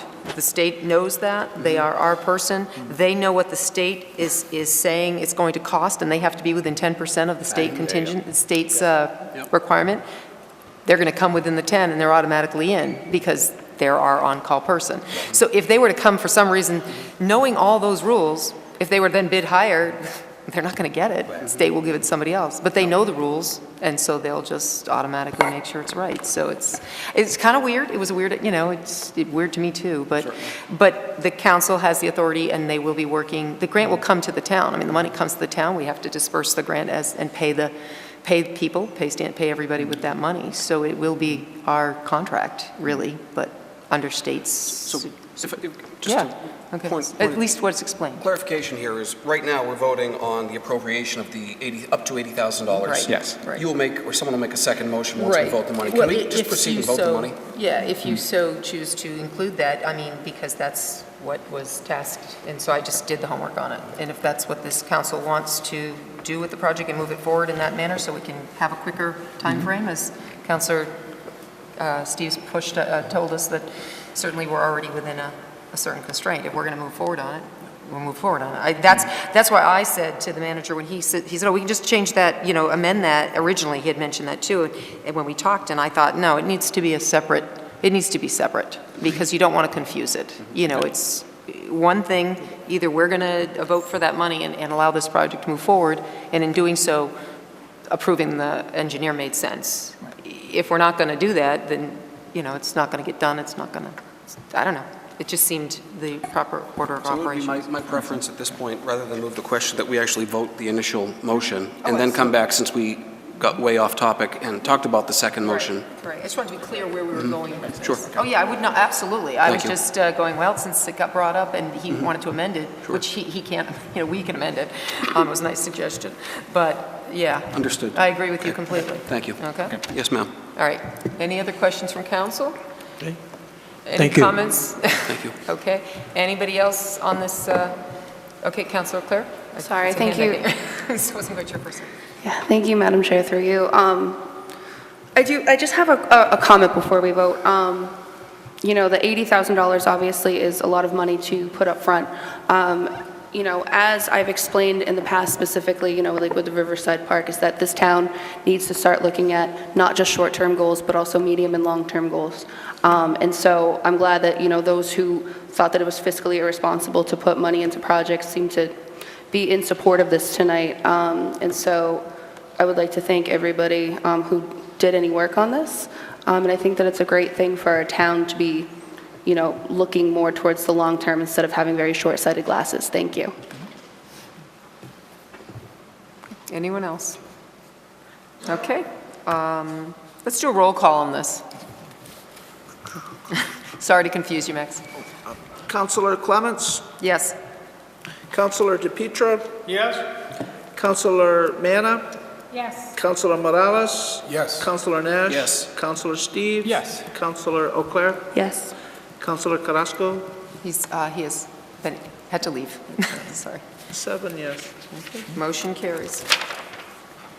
All right. Now, Madam Chair, I'll Yep. make a motion that we amend the, how do we do this? That well, we suspend That we suspend add, the that rules we and add, that we suspend the rules and add the following agenda item. Vote to approve Stantec Engineering for design and construction inspection services related to Southbridge Municipal Airport Apron Rebuild Project, contingent upon receiving the Mass DOT grant and consultant fee in agreement with Mass DOT independent fee estimate. Second. okay. The only thing I'm a little bit concerned, I believe we should we vote to suspend the rules first, and then we vote the motion. Okay, so you asked to suspend the rules to add that, but then after we'll vote that as the inserted motion. Okay? I'm just thinking about, I don't want to get any feedback, you know, after the meeting's over. So the first vote is to suspend the rules. Okay. All right? Second? Okay. All those in favor? Okay, it's unanimous. Okay. And now you want to add the agenda item 11A. Yes. Okay, and, As already stated. okay, is that okay with everybody? Unless That we don't anybody wants me to Does read my it? second still Okay. stand for that, or? No. Okay, so I'll second that. Okay. Okay. Does he have to read it again? You know, we're just going to say, vote to approve Stantec Engineering for design and construction inspection services related to Southbridge Municipal Airport Apron Rebuild Project, contingent upon receiving the Mass DOT grant and consultant fee in agreement with Mass DOT's independent fee estimate, known as IFE. Okay, just want to make sure that's what we're voting on. Okay. I do have one quick Discussion, question, actually. We kind of obviously talked about most of this stuff already, but I'm curious, you mentioned that Stantec was bid for the person who does our engineering up there on a general basis. When is the next bid due? Is it what? When is the next When bid are due? they up again for us to go out? Yeah. Can anybody from the airport answer that? Anybody know? John Henry had said he thought it was about every 5 years or so. Do we know? Not off the cuff. I'm not. I don't know if they cover A it. couple more About years, 2 more maybe, years? Okay. is the response from Mr. Plouffe. Okay. Thanks. Okay. All right. So, again, we'll do roll call on this, if you could, Max. Councilor DePietro. Yes? Councilor Manna. Yes. Councilor Morales. Yes. Councilor Nash. Yes. Councilor Steves. Yes. Councilor O'Clair. Yes. Councilor Clements. Yes. 7 yes. Motion carries. All right. Very good. Moving on. That was very good discussion. It was important. I think the public needs to know what we're talking about, so. Agenda item number 12, a vote to amend the Town of Southbridge non-collective bargaining unit employees' personnel rules and regulations to include the new language as proposed regarding military active duty status compensation retroactive to January 1st, 2018. It's a pretty long, this is new language, so I will continue.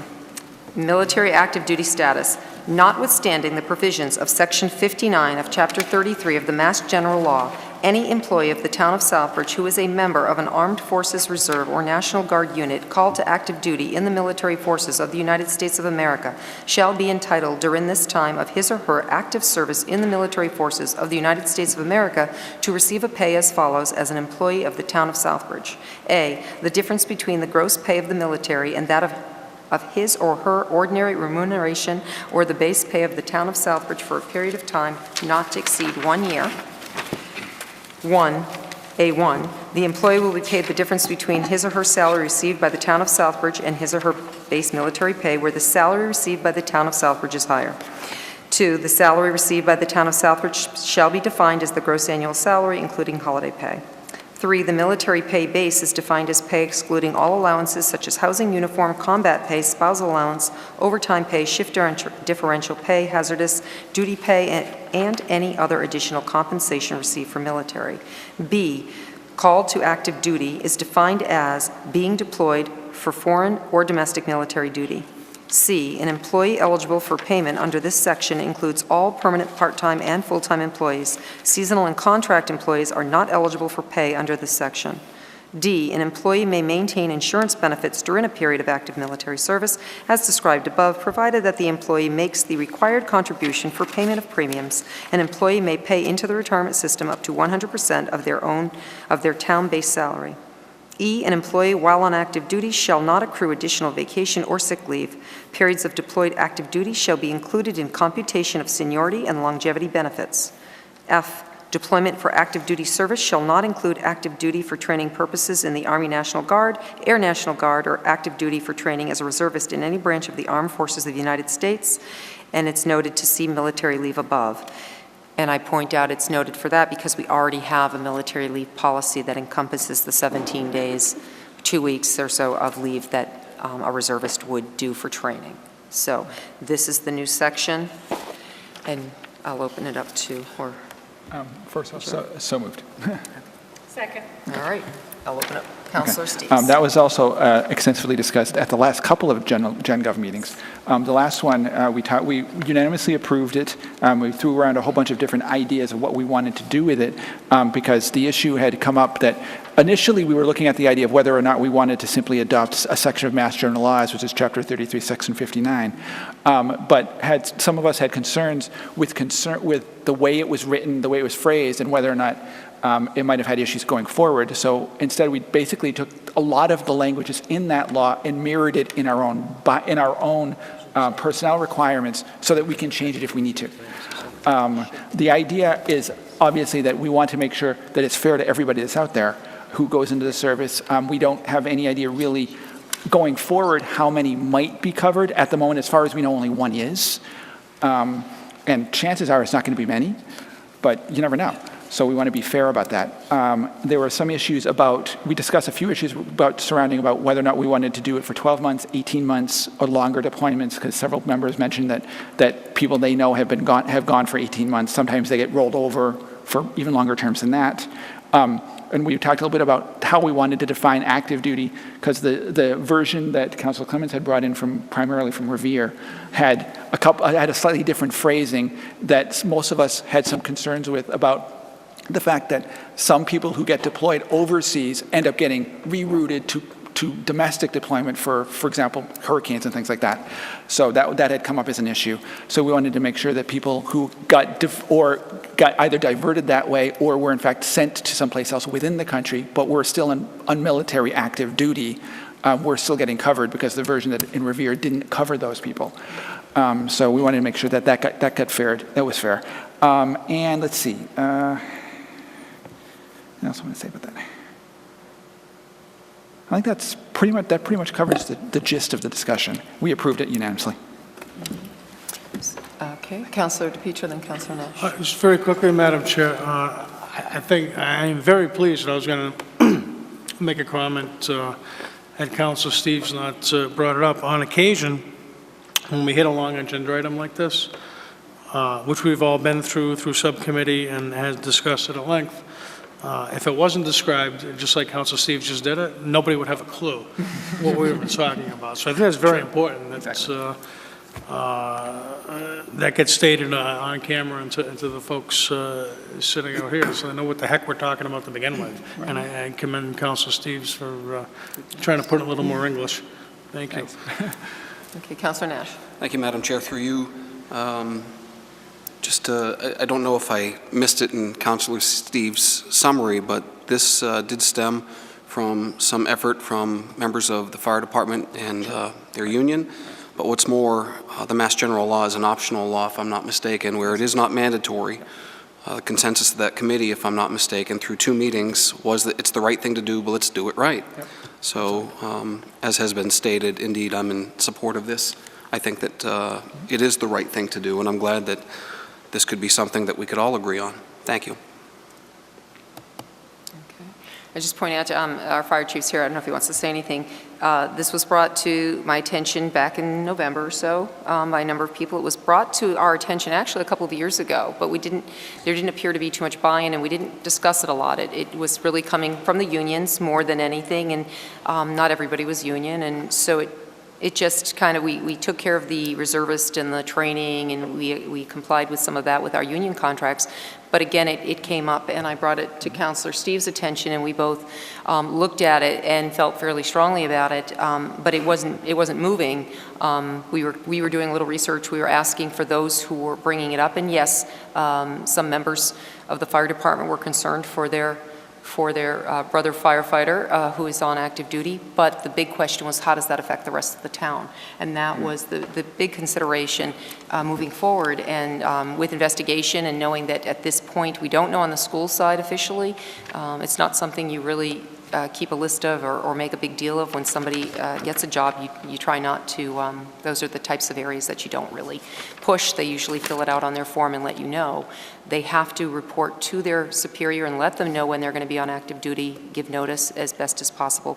But honestly, it's difficult. So through a little investigation and research by some of the members and all, we did learn that the only affected person at this point beyond the school side, which again, we've reached out, but we really don't know if there are many or any, was this one particular person. And putting it in the bylaw, putting it in the personnel rules and regs, along with what we already had, seemed the most prudent way to do it, just to move forward and get it done. And as was pointed out, accepting the law could maybe cause issues when the law changes down the road, and we want to keep things the way they are. And also have some fluidity there should we ever need to change anything up on our end too in our personnel rules and regs. So it was a great effort, and I'm glad that we could work this out and get a product to everybody and to help the family, because that's important. Councilor Steves. Actually, mentioning that made me think of something. During the course of the discussions, we were talking about making it retroactive, but that didn't make it into the language. Yeah, yes, it did. So the January motion 1st. is Did I status miss it? compensation retroactive to January 1st, Oh, you're right, okay. 2018. Okay, you're right, so it is. Yeah, Okay, let's thanks. start that one again, right? It was so long I lost it. Yeah, it was, sorry.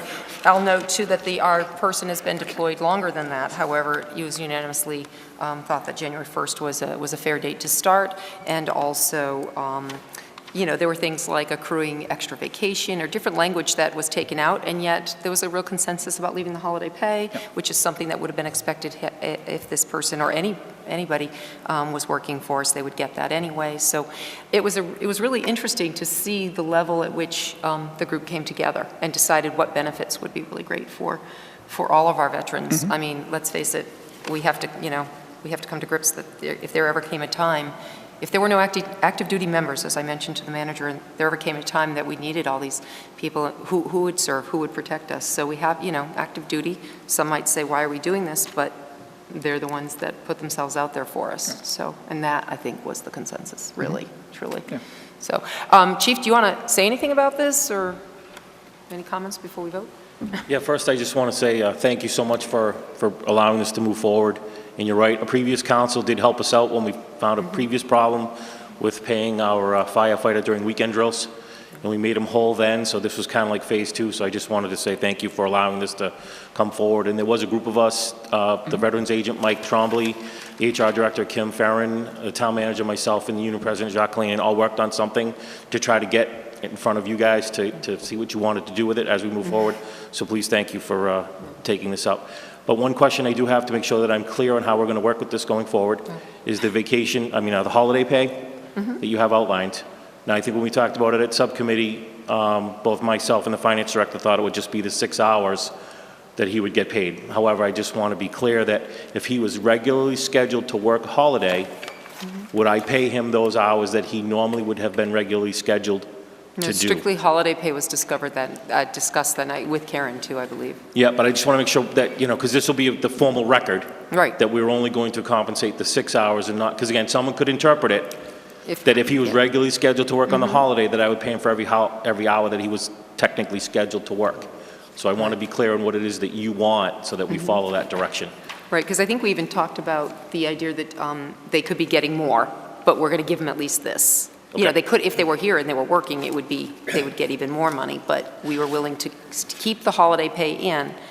So it would be just the 6 hours? I don't know. That's why I have the question, because it can be interpreted by the union to mean a certain thing. So I want to understand what you're trying to push forward. Did they have a concern on that? Are you bringing forward? Obviously, they would rather see, the hour for hour if he's regularly scheduled to work on the holiday. I got to remember, Madam Chair, I don't remember the 6 hours actually coming up at GenGov. Okay. I remember that, was it going to be just the regular holiday pay, or was it going to be more? So that's why I'm interpreting the 6. Yeah. It's this council's decision. My assumption that it was based on 6 hours as well. I don't know. I mean, so I guess I just want to make sure what you're saying. If he normally always works a certain holiday, do they all, but isn't it rotate? Well, the holidays rotate, and so do the groups. Right. So they're not always scheduled to work Christmas or whatever. So if Group 7 was technically scheduled to work 4th of July, and he was assigned to Group 7, would he get the holiday hours for 4th of July? Or, in the way the contract's written, is if you weren't able to work the holiday because you weren't scheduled, we pay you the 6 hours in lieu of giving you another holiday off. I'm thinking that might be stretching it, but we'll let Councilor Nugent and then Councilor DePena. Madam Chair, I think the answer to that question would be, and the way I interpreted it, that the firefighter in question, he or she, would be entitled to the same benefits they would have had if they were here. Yeah, that's what I'm saying. So there's a little gray area if your firefighter, the way it works now, didn't work their 40 hours or whatever else, do they get vacation pay ordinarily? They would not be entitled to the holiday pay if they were out sick the shift prior to or the shift following the holiday. Obviously, I won't have knowledge of whether he's sick or not. Well, So I'd rather not get into that detail, but that's the way our contract is written. Well, that's what, my understanding is the way the intent of this is that a firefighter not be denied what he normally would have got. That's the way I interpret it, but I remember we discussed the 6 hour block, and the finance director was in one interpretation, so I want to make sure what your wish is So so that that's a we good follow question. that. Just to follow up before, everybody gets their certain holidays regardless of whether they work or not? Correct. Okay, now I want to be clear on that. All right, Councilor Steves. Well, I'm inclined to interpret it the same way Mark just did, on the grounds that if, I mean, obviously, this person who's out wouldn't necessarily know 6 months in advance whether they'd be scheduled for a certain holiday, or would they? I mean, Yeah, they would know. If they're assigned to Group 7, they're going to know what the schedule is at least a year or two in advance, because you can run it out and you can figure out what oh, holidays okay, you're working. okay. So, I mean, I think it does make sense that they would be getting their regular pay for that day, since if they were here, they'd be working it anyway. That makes sense to me. But are they, to clarify though, would they be getting their regular hours plus the 6 hours? Is that what you're asking? Well, that's the question, yes. On a normal holiday, if the firefighters work the holiday, they get paid an extra hour for every hour they work during that holiday period of time. Right. If they're not scheduled to work the holiday, because there's just not enough time to take off throughout the rest of the year, they're compensated an additional 6 hours for that holiday, Right. and they move on. Okay. They don't get another day off or Right. other Okay. compensatory time. Okay. Councilor Clare. Thank you, Madam Chair. Through you to the chief as well. If an employee were to, the employee, I would assume, would only be working certain holidays, and very few times would it, fall on that they work every single holiday. So if they were to receive the 6 hours of this, this additional pay, would that come out in the wash to make the process easier, especially for other departments, or? The easy thing, well, it's easy both ways. Either we say that he's only going to be entitled to the 6 hours of time, or we do like some of the councils have already suggested. If he's normally scheduled to work, I pay him for every hour that he normally would have worked if he was in fact here working that day. It's very simple to do it either way. I just need to know what your wish is. That makes sense. I would like to do whatever, benefits the employee most of all, but I'm thinking also, for other departments and everything that may not work exactly the same as that, holiday pay and everything, because this is going to be, a standard going forward. So my concern, I think, is that if we're doing this, it should be uniform again for all different departments, Absolutely. should it ever come up in the future again, and, maybe paying them for every single holiday would be a little bit easier to go across the board, or is that?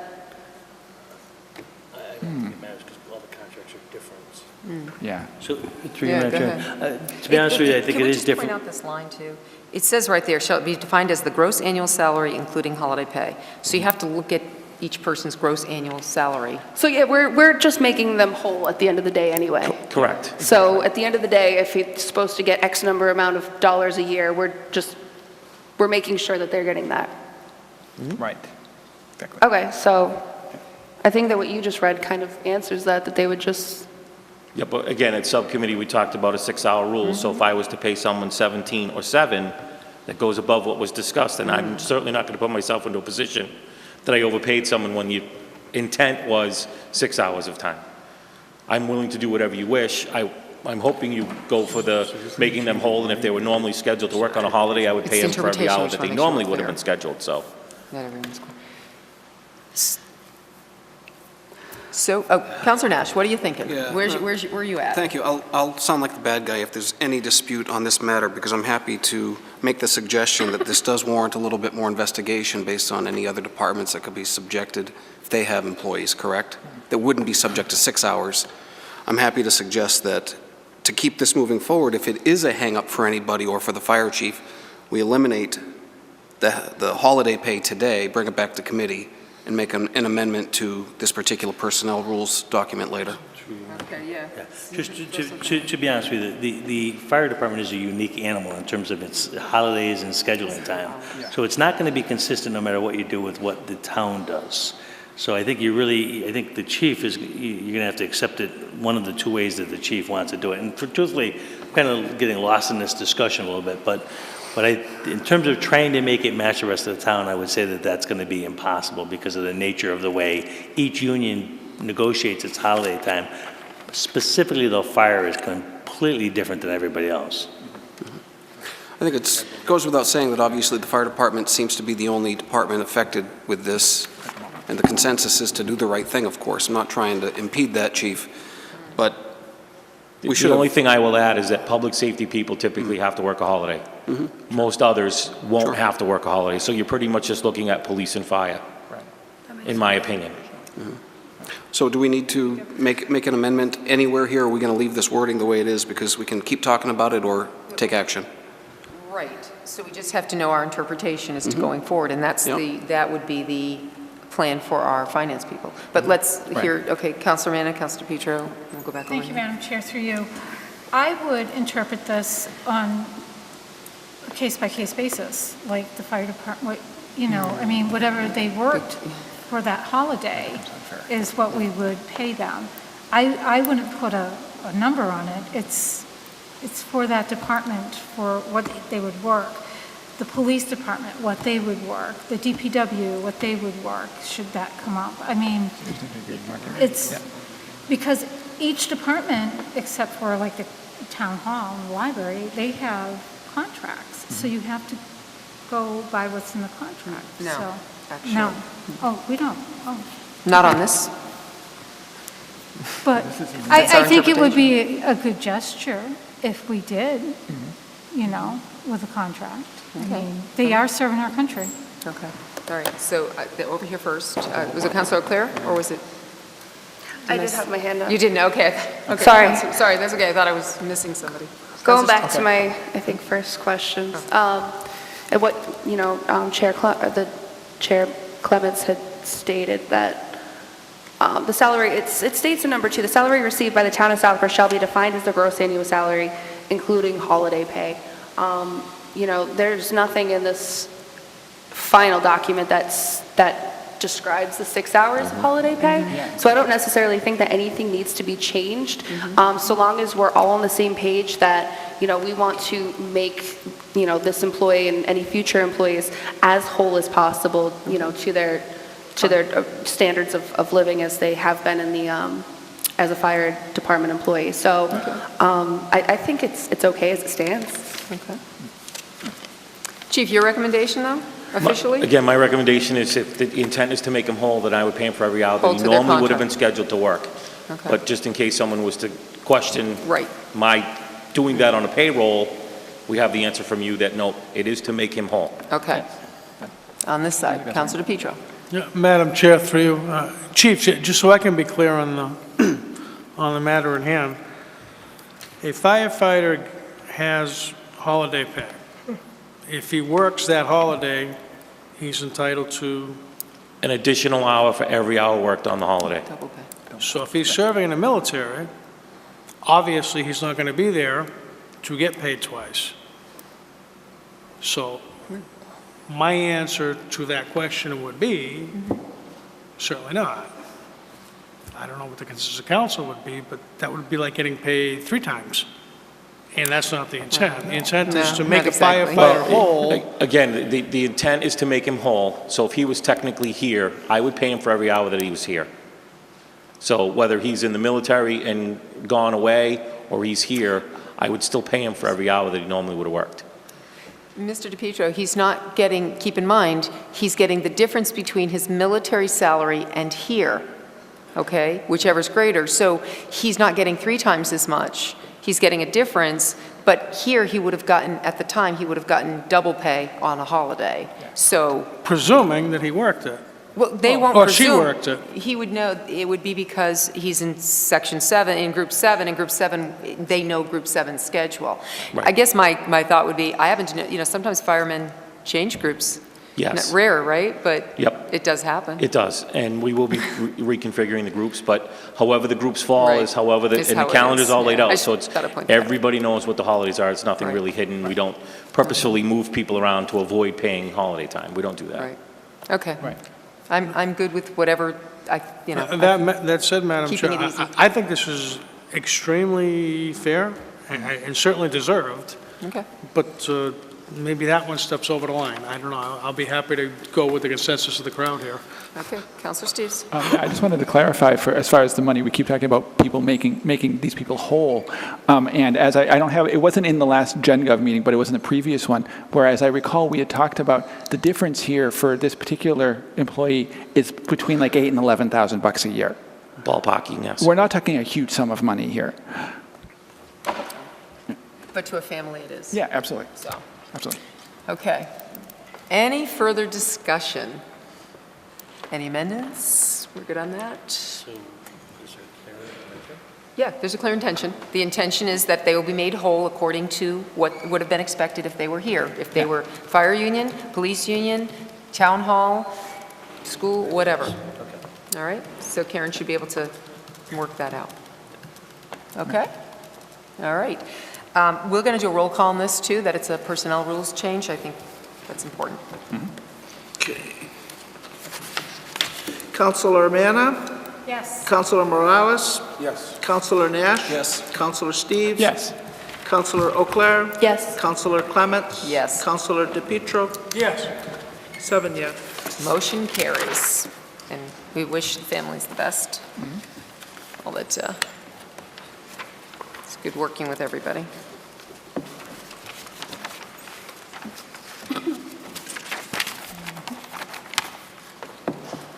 Okay, all set. A little bit of an exodus. That's what it's like.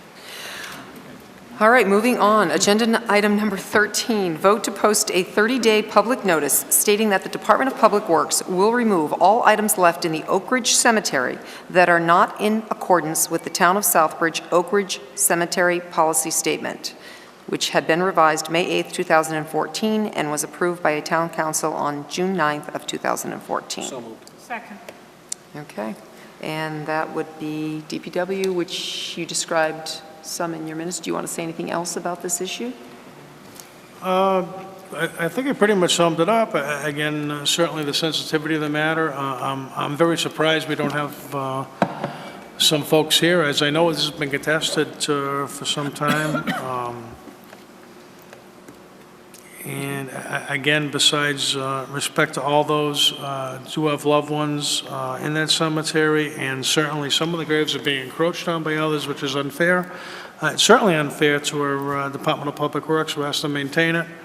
And it's Heather's responsibility to make sure that hazards aren't there for people to get hurt on, her folks included. So I would certainly, again, recommend the council, as committee did, that we vote in favor of this agenda item.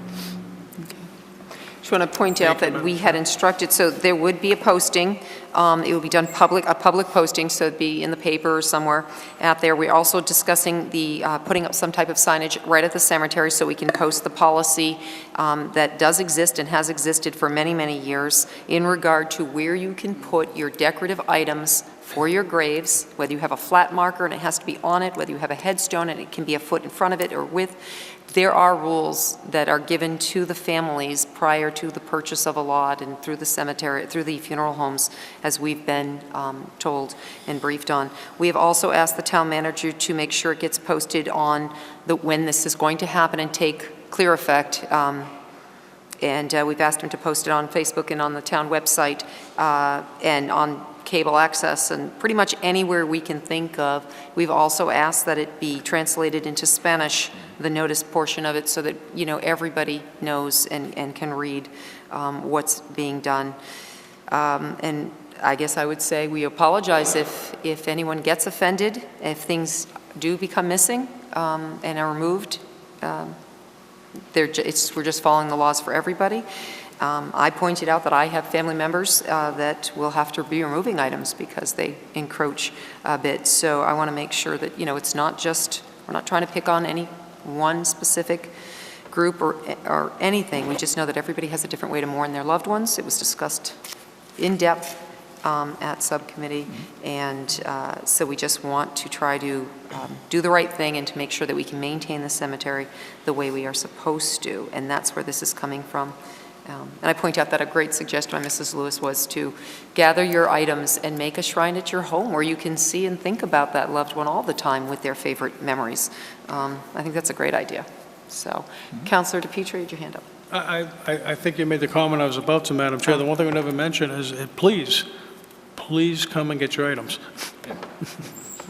We'll keep you posted as things go on, when the DPW does this public notice, and we'll keep making announcements here at council and pass it along to the people you know. If you're familiar with, if you visit graves and you know people who have perhaps put fences up or other ornate items, there are times during the year you can leave items longer, but you have to follow the rules so that everybody has the same opportunity.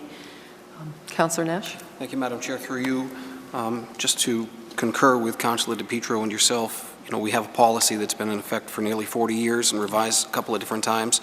We have documentation and images that clearly show that there have been violations to said policy.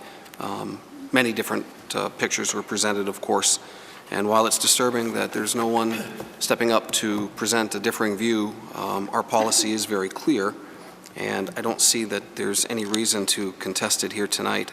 However, it would be nice that if there is any concern, please reach out through the DPW director or contact your town councilors. Thanks. Okay.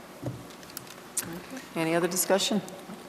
All right. All those in favor, we'll do a hand vote. It's unanimous, 7. Motion carries. Item 14, vote to accept the MassWorks grant for the drainage improvement project on Laurel Streets and Moon Streets in the amount of $419,594. So moved. Second. Okay, any discussion? We all know. Okay, all those in favor? It's unanimous, 7, motion carries.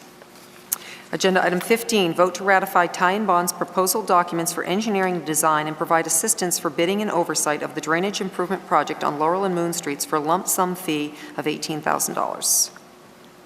Second. Okay, discussion, Councilor. Through you to the town manager. Do you have a quick time frame for when this project actually will get done and should be completed? It started and should be completed. I'm going to, again, it's tied in on a project plan, and since Heather's running the project plan, I'm going to have Heather answer that question. She's got the exact project plan.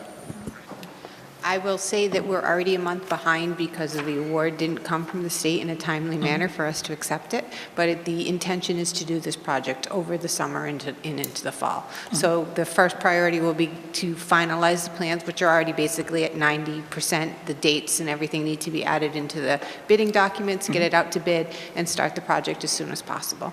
Okay, cool. Thank you. Any other comments, questions? Okay, seeing none, all those in favor? It's unanimous, 7.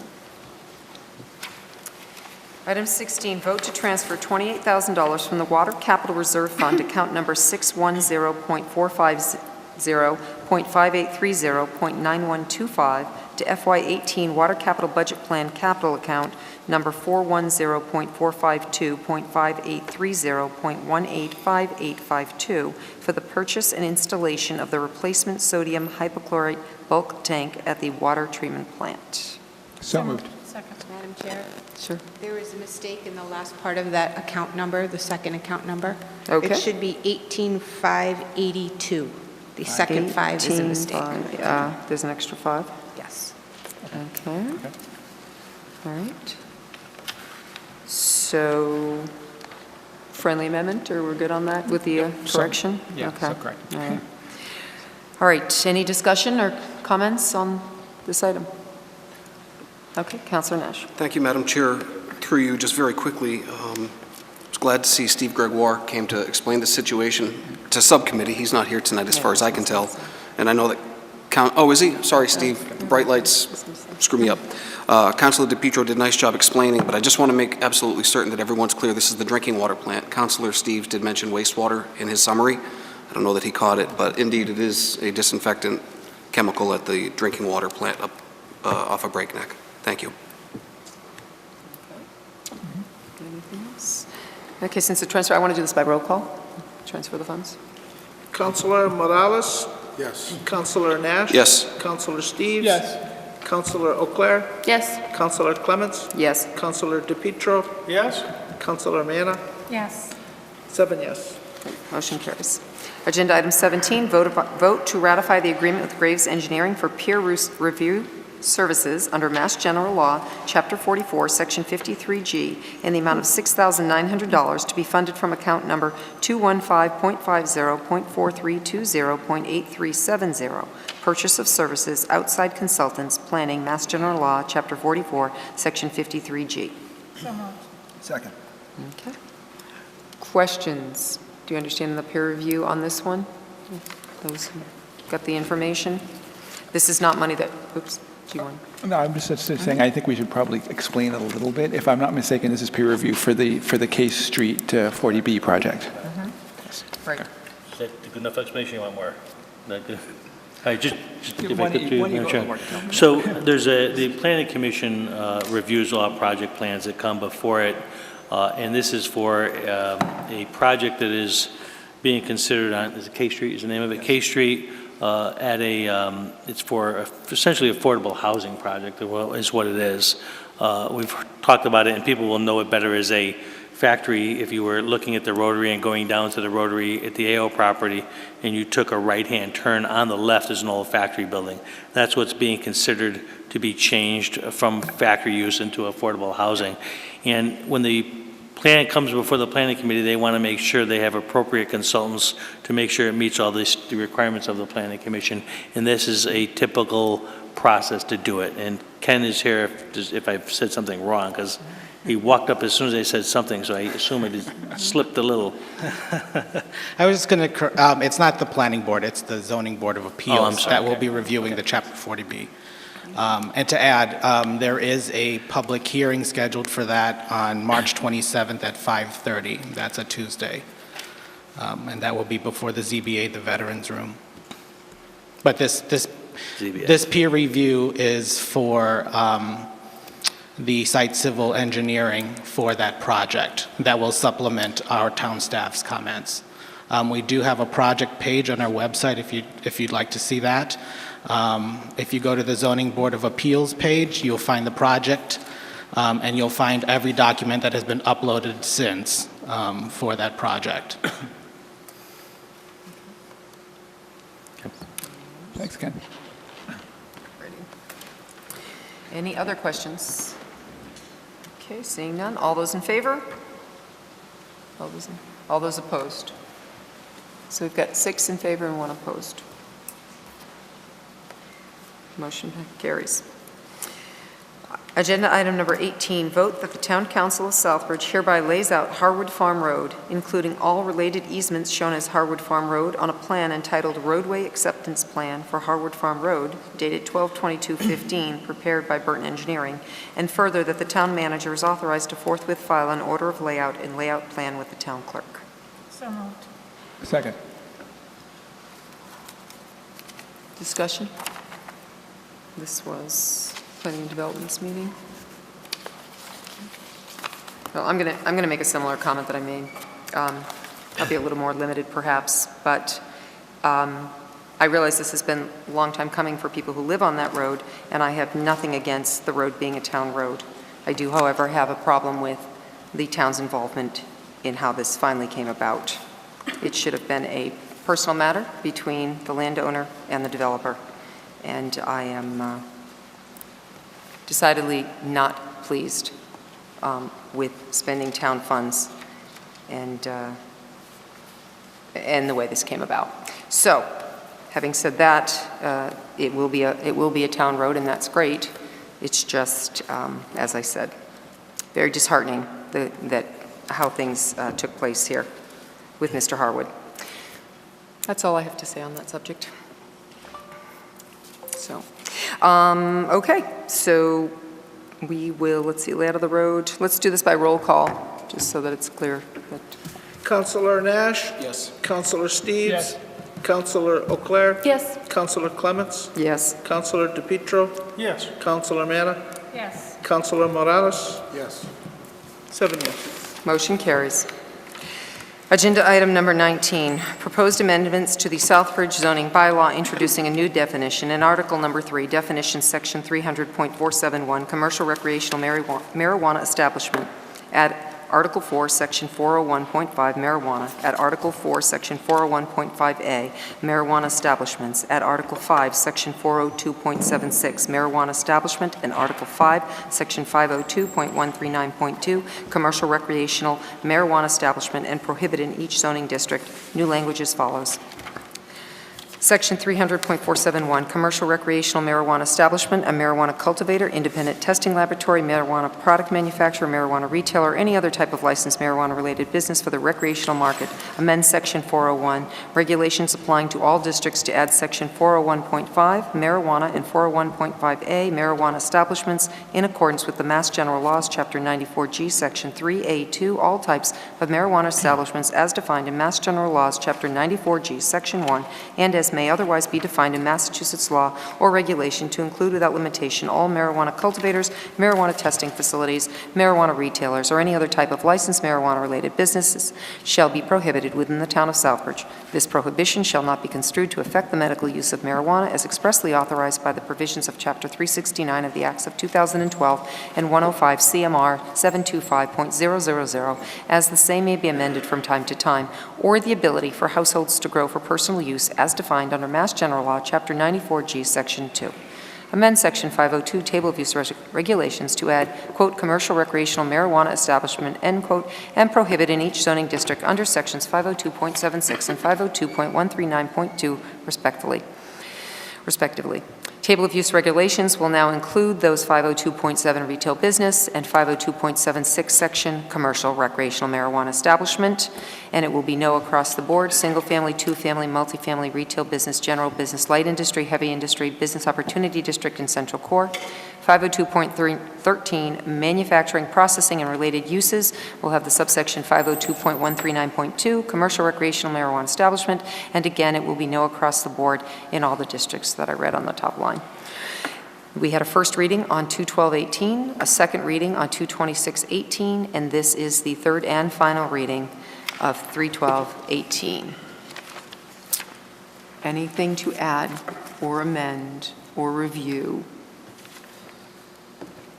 Seeing none, agenda item number 20, vote to ratify amendments to Southbridge zoning bylaw, introducing a new definition in Article 3, definition, Section 300.471, commercial recreational marijuana establishment, add Article 4, Section 401.5, marijuana, add Article 4, Section 401.5A, marijuana establishments, add Article 5, Section 402.76, marijuana establishment, and Article 5, Section 502.139.2, commercial recreational marijuana establishment, and prohibit in each zoning district as written above and read first on 2/12/18, second reading on 2/26/18, and this third and final reading on 3/12/18.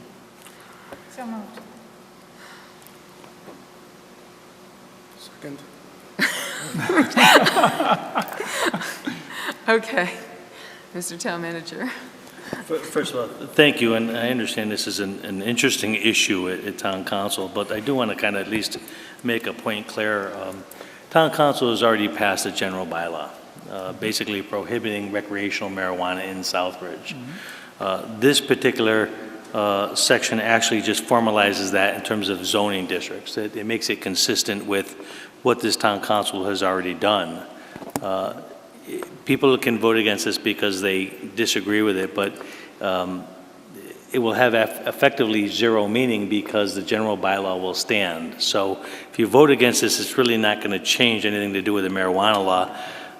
I guess it might make it slightly easier than if you want to go back and somehow repeal the first general bylaw. It may be a little easier, but in effect, voting against this will have no impact on the overall bylaw. So I don't know why we would want to be inconsistent. If you're going to say that it's banned in town, you should ban it in all the zones. I mean, to vote two different ways is going to just cause confusion.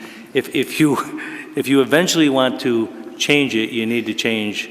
Assuming you adopt this tonight, you need to go back and change both. You need to change the general bylaw and change the zoning bylaw. So you should be, I would hope this board will act consistent on the policy that is already established.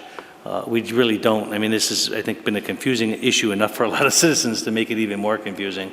Again, it's obviously up to the board how they choose to act on this, but a no vote won't change the fact that recreational marijuana is going to be banned in Southbridge until that general bylaw is repealed. Can I clarify something he's saying? Yeah, please, Councilor I Nash. just want to be absolutely clear that the town manager is neglecting to mention that recreational marijuana types of businesses were prohibited. You made no such statement, Mr. Town Manager. All you talked about was recreational marijuana.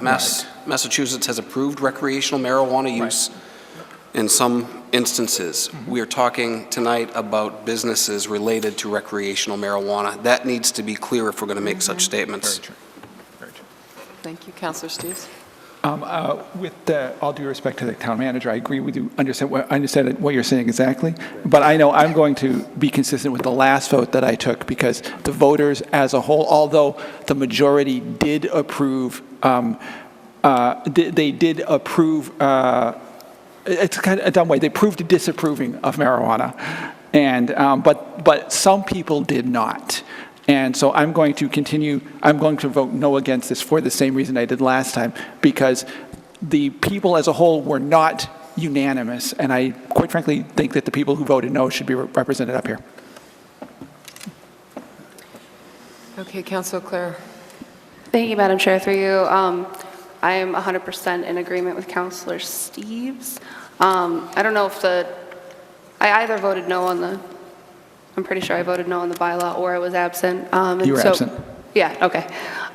So if I had been around for that bylaw vote, it would have been a resounding no, and for a lot of the same reasons that Councilor Steves has already mentioned.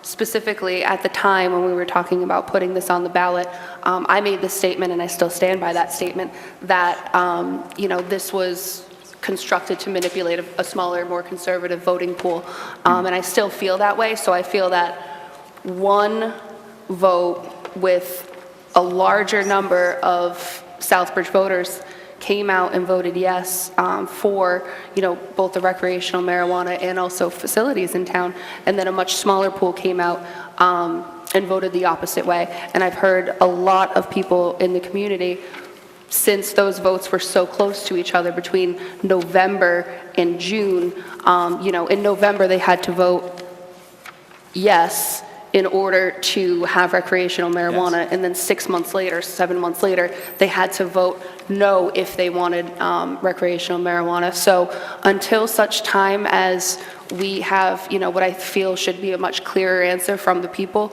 I will continue to not support this. Thank you. Councilor Manna. Thank you, Madam Chair, through you. I'm going to support this fully tonight. The voters did speak at the polls, and I'm going to support what they voted for or not for. And I want to thank Councilor Nash for pointing out that it's not the recreational marijuana.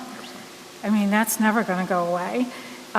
It's restricting the businesses, prohibiting the businesses from coming into town. That's all. Thank you. Yeah, Councilor Steves. Just to dovetail on what he said and what Councilor Clare said a few minutes ago. I understand where this is going, obviously, but I think in the long run, we need to, I think as a town, I've said this before, I'll say it again, as a long run, we need to really consider that having recreational marijuana establishments could actually benefit us. I think some of us have mentioned this. I'll say it again. It seems logical to me that just by doing this, we're shooting ourselves in the foot. And it may not be legal at the moment in Connecticut, but it probably will become so. That seems to be the trend in the country right now. So, and we know that other towns around us are doing it within a short driving distance. So it doesn't make any sense for me to shut down the opportunity here when our community residents are going to drive there to do it anyway. So they might as well keep it home and drive less and have less danger of people being stoned on the road. They can take it home and smoke it. Okay, Councilor Petro and then Councilor Nash. Madam Chair, I'm going to be so bold as to say on several different items that has come to the voters of the town of Southbridge. I'm not always of the same opinion, but certainly I've adhered to them. My opinion, no, not my opinion, they are the boss of council. I'm not 100% on board with this decision that the voters have made. I think it's going to certainly be a lack of opportunity for revenue this town could receive. I've been against other issues that the voters have come to consensus on, which I won't get into, but the voters are the voters, they're the boss. So as much as I disagree with this, I have to go with the folks that put us in their seats. And thank you, Madam Chair. Thank you. Councillor Nash? Thank you, Madam Chair. I'm sorry, I'm scratching my head. I thought Councilor DePietro was one who last session was a proponent of banning marijuana, so forgive me, maybe I misunderstood you. And that's not a shot at you. I sincerely was confused with your statement. Tonight I look at this, and I'll just let the council know that I did ask the town planner where we stood with medical marijuana, which we have no plan. We have nothing in our zoning bylaws. We have no rules and regulations. So to me, I look at this and say, what's the rush? Why the haste? We currently have a consultant. We're paying out of, I think, CDBG money. Forgive me if I'm wrong with that. $50,000 to come in and look at zoning. So I'm proud to say I'm saying no to this tonight, Mr. Town Manager. And I don't need to hear the town manager tell us the implications. I think we've all been grown up enough to go and do our homework, and we understand where we stand. I think this is a message to the community that, yes, we already have a general bylaw prohibiting such businesses. Let's look at this in the future when the consultant comes back through the working group with a set of zoning bylaws that make sense, and if this needs to be applied at that time, that's fine. Thank you. Mr. Town Manager. Thank you, and I just want to be very clear. I don't particularly care how individual members vote on this particular item. That's obviously the town council's will. I just was frankly trying to point out the process and the consistency of votes. But as to how people vote, frankly, is not up to me, nor do I personally care one way or another how people vote. I just wanted people to understand that passing a zoning bylaw or refusing to pass this is not going to really change much, at least at this time. So again, I apologize if somebody took it as implying that I was for or against this position issue. I haven't taken a position on this issue. May I respond? Sure. Thank you.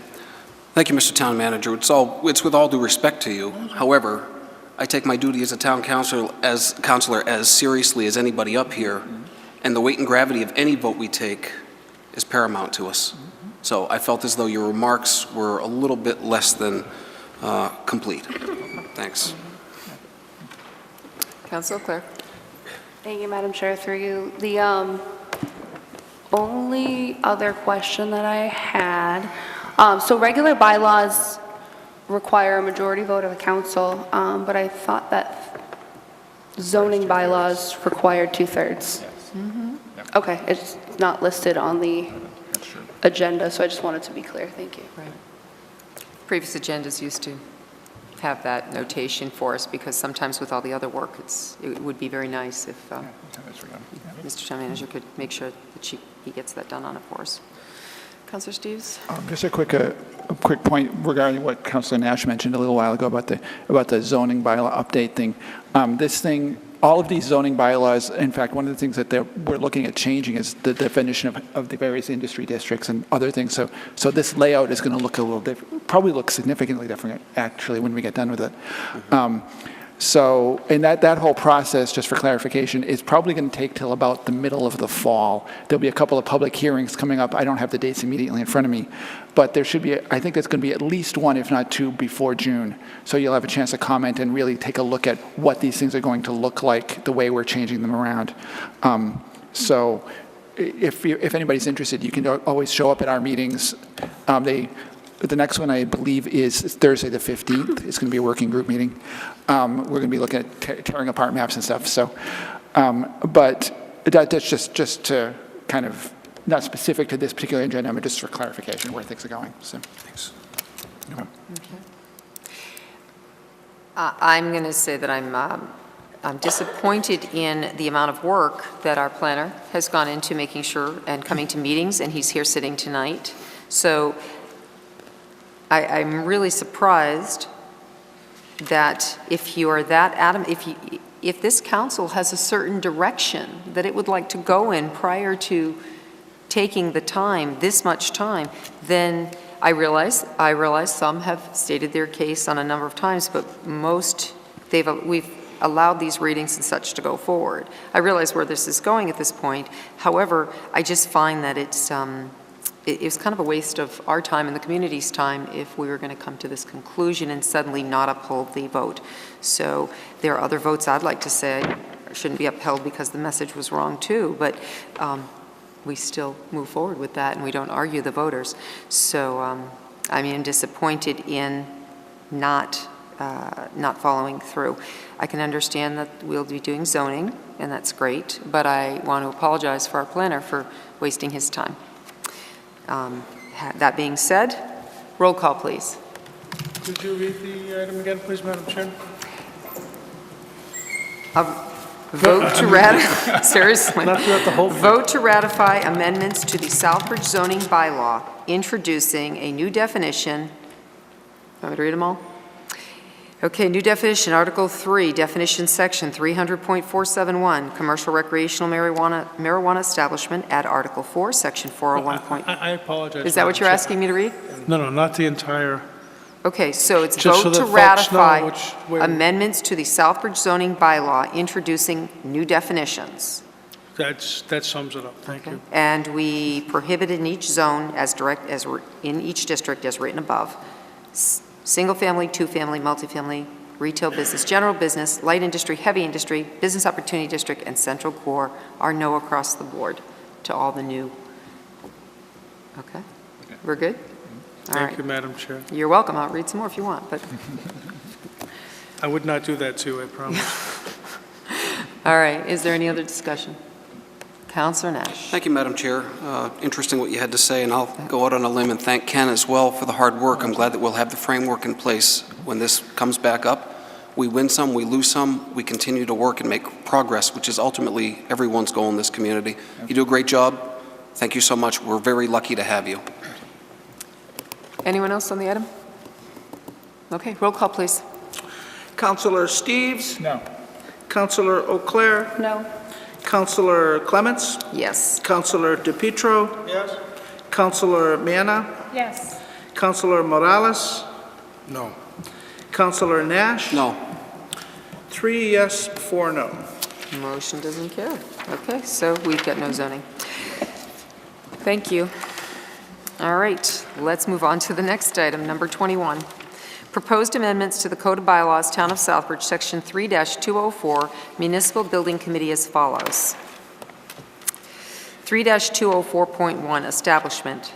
There shall be a Municipal Building Committee, MBC, specific to each municipal building project, appointed by the town manager, subject to the confirmation of the town council, to consist of 7 members. 6 members of a municipal building committee shall be appointed to the town by the town manager. In making the appointments to an MBC, let me stop for a sec. I know there's going to be an amendment you're going to expect to see, but we didn't actually do that amendment, so I'm reading it exactly what we read last last 2 weeks. Okay, thank you. All right. Let's see. In making appointments to an MBC, the town manager shall seek to include in its membership professional engineer, an architect, an attorney, and a person representing the building and construction trades. The 7th member of a municipal building committee shall be appointed by the school committee if the project is school-related. In all other cases, a person related to the proposed project shall be appointed. Example, a project related to the fire station, a member from the fire department shall be appointed by the department head and confirmed by the town council. That's out of Charter, Section 4-3-1 and 4-3-2. 3-204.2, Authorities and Responsibilities. Whenever any construction or reconstruction of a building or other facility is authorized, a municipal building committee shall be responsible for all work in connection therewith, including site planning, preliminary architectural plans and drawings, detailed architectural plans and drawings, all bid documents and construction supervision, subject to the designer selection procedures adopted by the town council in compliance with Mass General Laws, Chapter 7C, Sections 44 through 57, known as the Designer Selection Law. So and then I note on this, the last section, the municipal building committee shall meet regularly with the town manager to discuss its ongoing work program and to provide for an orderly interface with other municipalities. The first reading was 2/26. This is the second reading, 3/12. A suggestion was made by the town manager last meeting that under the section where it's a person related to the proposed project shall be, and he has asked to include recommended by the relative department head to the town manager for appointment and then confirmed by the town council. Oops, excuse me. That would be taking out and all related to a proposed project shall be appointed. He would actually be not appointed, but it would be recommended by a department head and then appointed by the manager, again confirmed by council for that last member. So it would still come from the department that is affected by this building project. I just want to make that really clear. Added that in to make sure at the third reading, we'll entertain for the full recommendation, or I guess we can do it any time. If you want to entertain it now, then we can do it now. And then I'll add it in to the next agenda. Okay. Also, well, actually, no, I've got something else I want to throw in, but we'll deal with that one first. Okay, or we can do multiples and do them all at once instead of voting Okay, on we can each. do So that. if you've got something else. I also wanted to throw on at the very end about the municipal committee, building committee shall meet with regular town manager, blah, blah, blah. I want to add just a quick phrase at the end, with meetings subject to the open meeting law. With meetings subject to the open meeting law. Yeah, well, it would have to be. I'm just for clarification. Yeah. Excuse me, Madam Chair, can you please point where we're inserting that? I know we discussed it. So The First Amendment. the first section, I added it to your, I don't think it came out in First color, paragraph. did it? It's In in the yellow, backup. is it highlighted? 3-204.1, No, right? right, but the statement is, it says a person related to the proposed Right. project shall be, and where it ends as shall be in that first section, down bottom, in the red. You see in red where it says a Shall, okay, person okay, right. related to the, shall be, and instead of it saying what we have, appointed and then example, Right. it says Gotcha. recommended by department head. Oh, okay. And Correction, appointed by the first shall TM. be, okay. Yeah, you take out the example. First shall be. Yeah. Thank you, that was just Now, for we can still absolute leave clarity. in the Yep. example, of course, but we wanted to add in the amendment to say that it would be recommended by the department head, appointed by the town manager, confirmed by the council. Right. The three-step I have no process problem. on that last member. Okay, so that was the amendment. And so subject to open meeting law, yep. And anyone else with any other, I mean, at this moment, certainly, we'll consider anything. Yep. Just my one question is, I'm sorry, I didn't write it as Councilor Steves was speaking. Where is he inserting the Oh, at the open meeting law? very end. Just at the end? Yes. Okay. Thank you. All right, so this is, so we have an amendment proposed and a second on the amendment. Is that, were you fine with the open meeting law thing? Yep. Okay. Any other discussion on the amendment? Okay, all those in favor of the amendment? Okay, that's unanimous. So on the next one, I will include that language so that it reads proper and it's not quite so confusing. We're just trying to keep it very transparent. You notice on your agendas that we, again, strike out the old language that's in. We add the red language, which is the proposed, along with the highlighted yellow language. So, all right. Okay, and that's that. We're going to move on now to Councilor's Forum, and we're starting on the left with Councilor O'Clair tonight. Thank you, Madam Chair, through you. So as the town manager had referenced earlier in the night, Councilor Steves and myself were able to attend a small portion of the WRTA meeting. For anybody who's unfamiliar, the WRTA is looking to cut the Southbridge to Worcester route out of their schedule, along with a lot of other cuts to people in, the Central Mass area who, and affecting, tens of thousands of people who rely on this service to go to and from work, among other things. During the meeting, I thought that it was really interesting that just on our route alone, 60,000 people are currently utilizing the service. And Southbridge has a much higher than average unemployment rate.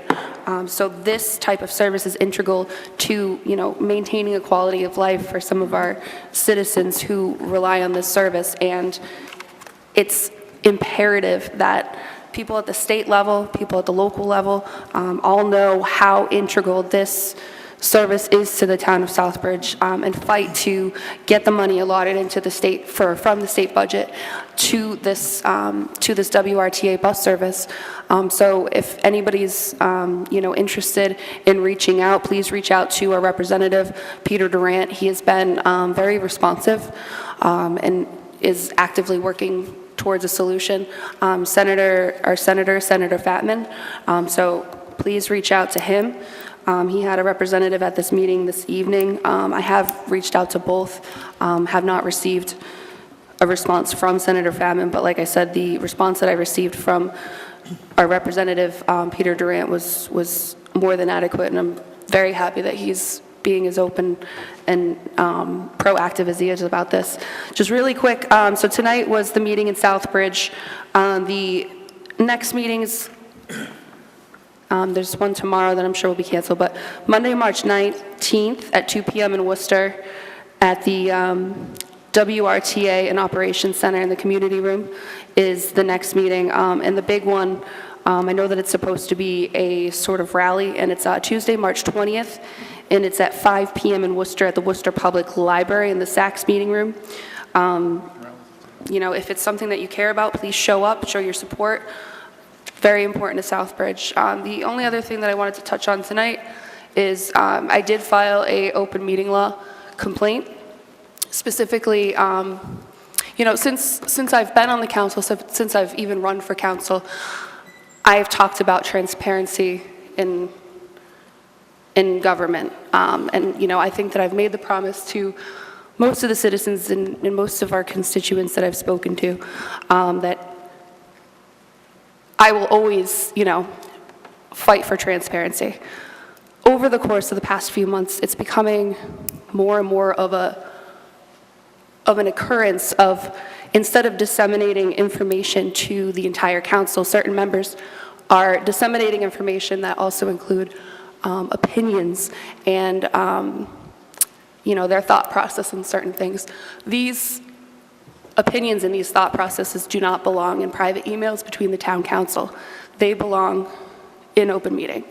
So I have filed this because, and it's actually against Councilor DePietro, and it is for a memo that he sent out to council immediately, or not immediately following, but the next morning after that DPW meeting. It had almost like an apologetic note to it.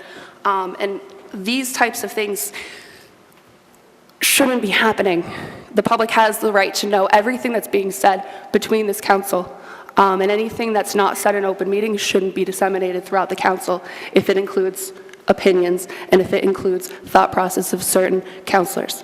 If you have the need to clear your conscience after you run a meeting or after you vote for something, then clearly you're not doing your job right. And these types of emails need to stop. Thank you. Councilor Morales. Thank you, Madam Chair. Through you, I'd just like to remind everyone about tomorrow's storm. Stay safe, stay off the roads if possible. Please keep your properties clean, drive safely, and enjoy the snow. Thank you. Councilor Nash. Thank you, Madam Chair. Through you, I'd love to surprise everybody and actually be speechless tonight, which was originally my intention. However, upon hearing Councilor DePietro's DPW subcommittee report, I'll just make one relatively brief for Rick Nash statement. That may only be 3 minutes, and that's supposed to be my quick brand of humor. That DPW subcommittee meeting did not go as well as I'm sure some of us would have liked. However, and again, I'm not going to beat a dead horse like I repeated during that meeting. One thing that wasn't visible at the end of that meeting was my colleague and friend, Councilor DePietro, walking over and shaking my hand despite our difference of opinion. I think it's inappropriate to continue discussing too much more of that here tonight if that's the intention of anybody to my right. I'm happy to see where this goes. I make no apology for my stances, and I thank Councilor DePietro sincerely for being a gentleman at the end of that meeting. So we clearly have some work to do when it gets down to it. That's the direction we should be heading, not selling the drama like you see on Facebook and social media, because at the end of the day, this is a job that none of us are paid for. We take it seriously. We want to do the right thing. While I promulgated quite a line of questioning to Councilor DePietro, it came from the right place, and I think he knows that. So I'd like to thank him for the indulgence during that meeting, as well as anyone else who may have had problem with me asking for absolute clarity because the positions weren't to my satisfaction. Thank you. That's all tonight. Councilor Manna. Thank you, Madam Chair. Just one thing. I just, a couple of people had brought it up to me, and I've just been thinking about things in regards to, say, if there's like a, we all know the rules. If we have a problem, we go, there's steps we take if there's a problem, like in our employment. So say if you're here in the town hall, if somebody has an issue, they go to their boss. If it's not cleared up, then they take the next level, and you just continue to go up until it gets resolved, right?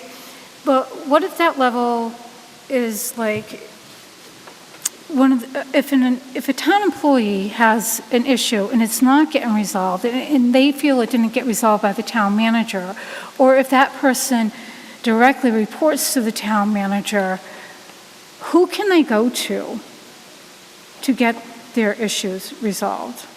Who do they go to? I have not found an answer for that. So I'm asking, is there an answer to my question? Who would they go to? If it went all the way to the town manager's level and the problem they felt still was not resolved, or if that person directly reported to the town manager and they talked with them, it didn't get resolved, who would that person go to? It's a good question in town hall-wise, because we were union, or the town hall was union a number of years ago when Chris Clark was around, and then he pretty much talked them into that, we could give them the same benefits and not be union, and that seemed to go over well. So town hall employees have a little less ability to, that's a tricky question. Union employees, obviously, they have union protections. They have their union people, as you know, used to be union, I believe. Department heads, that's another good question. My belief has always been, I've been here a long time, but my belief has always been that it's a two-way street. Our charter allots for communication here at meetings, and our council rules and regs allot for communication between employees and this council. It allots for to be heard. All citizens, employees, and such can be heard at meetings. It opens dialogue with council. Having said that, there is the area in charter that specifically talks about councilors not being behooved from asking questions to employees. And that while we can't give them direction of what to do, we certainly have the ability to ask questions and receive answers back. Yes, section 4.2-4-5, that stipulates what you're saying. Well, we've gone through that section many times last year, included in general government, I believe, when that became a bit of a problem. So you're asking me, where do they go? I think that question has come up. I've heard that over the years. That is a good question. Because if a department head, in instances, if a department has an issue or an employee has an issue, what do they do? Some may feel not comfortable coming to council members. I'm just saying, that would be my opinion, because they might feel that they're overstepping and could get in trouble, so to speak. Right, so the town manager, and I'm not picking on you, it's an honest question. The town manager reports to us. Right. So but how do we know if there's ever going to be a problem? There's conflict there in terms of what you say, because if an employee doesn't feel, and I basically said this at DPW too, I mean, I commented about that, we know that that came up as an issue. That was an issue I had when, with that particular item in terms of the purchase, and I questioned why it didn't come, and the person, the department head said, because she didn't, you know, she was told it didn't need to happen. Should have known better. Now, I'm not going to read into that. Did they feel that they didn't need to because their boss said it or not? That's not it, but it brings to your question. So that's a good question. Could use some clarification. I certainly wouldn't, you know, would like that personally, because I think that that's a concern. I made this statement: if you have anybody, we have had issues in this town hall years ago. If employees don't have a place to go, then what happens? Does that make them complacent in their concerns? You know, is the government then complacent and we have there's no oversight? I don't know. I don't know what to tell you. I mean, that certainly could use direction from, and that's a labor issue. Again, that's a labor issue, as usual. So how would we go about getting clarification on that? Because I feel we should have clarification on that. I mean, I've been asked a couple times, so. Do you have any suggestions?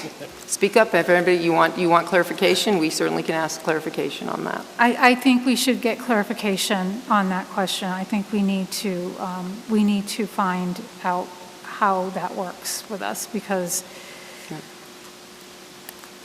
it's very important, you know, and I know in the corporate world, we have, I mean, in the corporate world, you have the steps that are taken, but for the town hall world, you know, they can only go to the town manager, and if they feel it's not resolved, then they have no one else to go to. So I think we need to get some clarification on that. Okay. Councilor Clare, did you have something to add? I mean, this is her form, but... I was gonna say maybe we could do some research into what other communities do with this form of government, and like a similar kind of setup, and have like a general government subcommittee, because that's a great idea to have some clarification and a process going forward. That would be great, but, you know, I've talked to,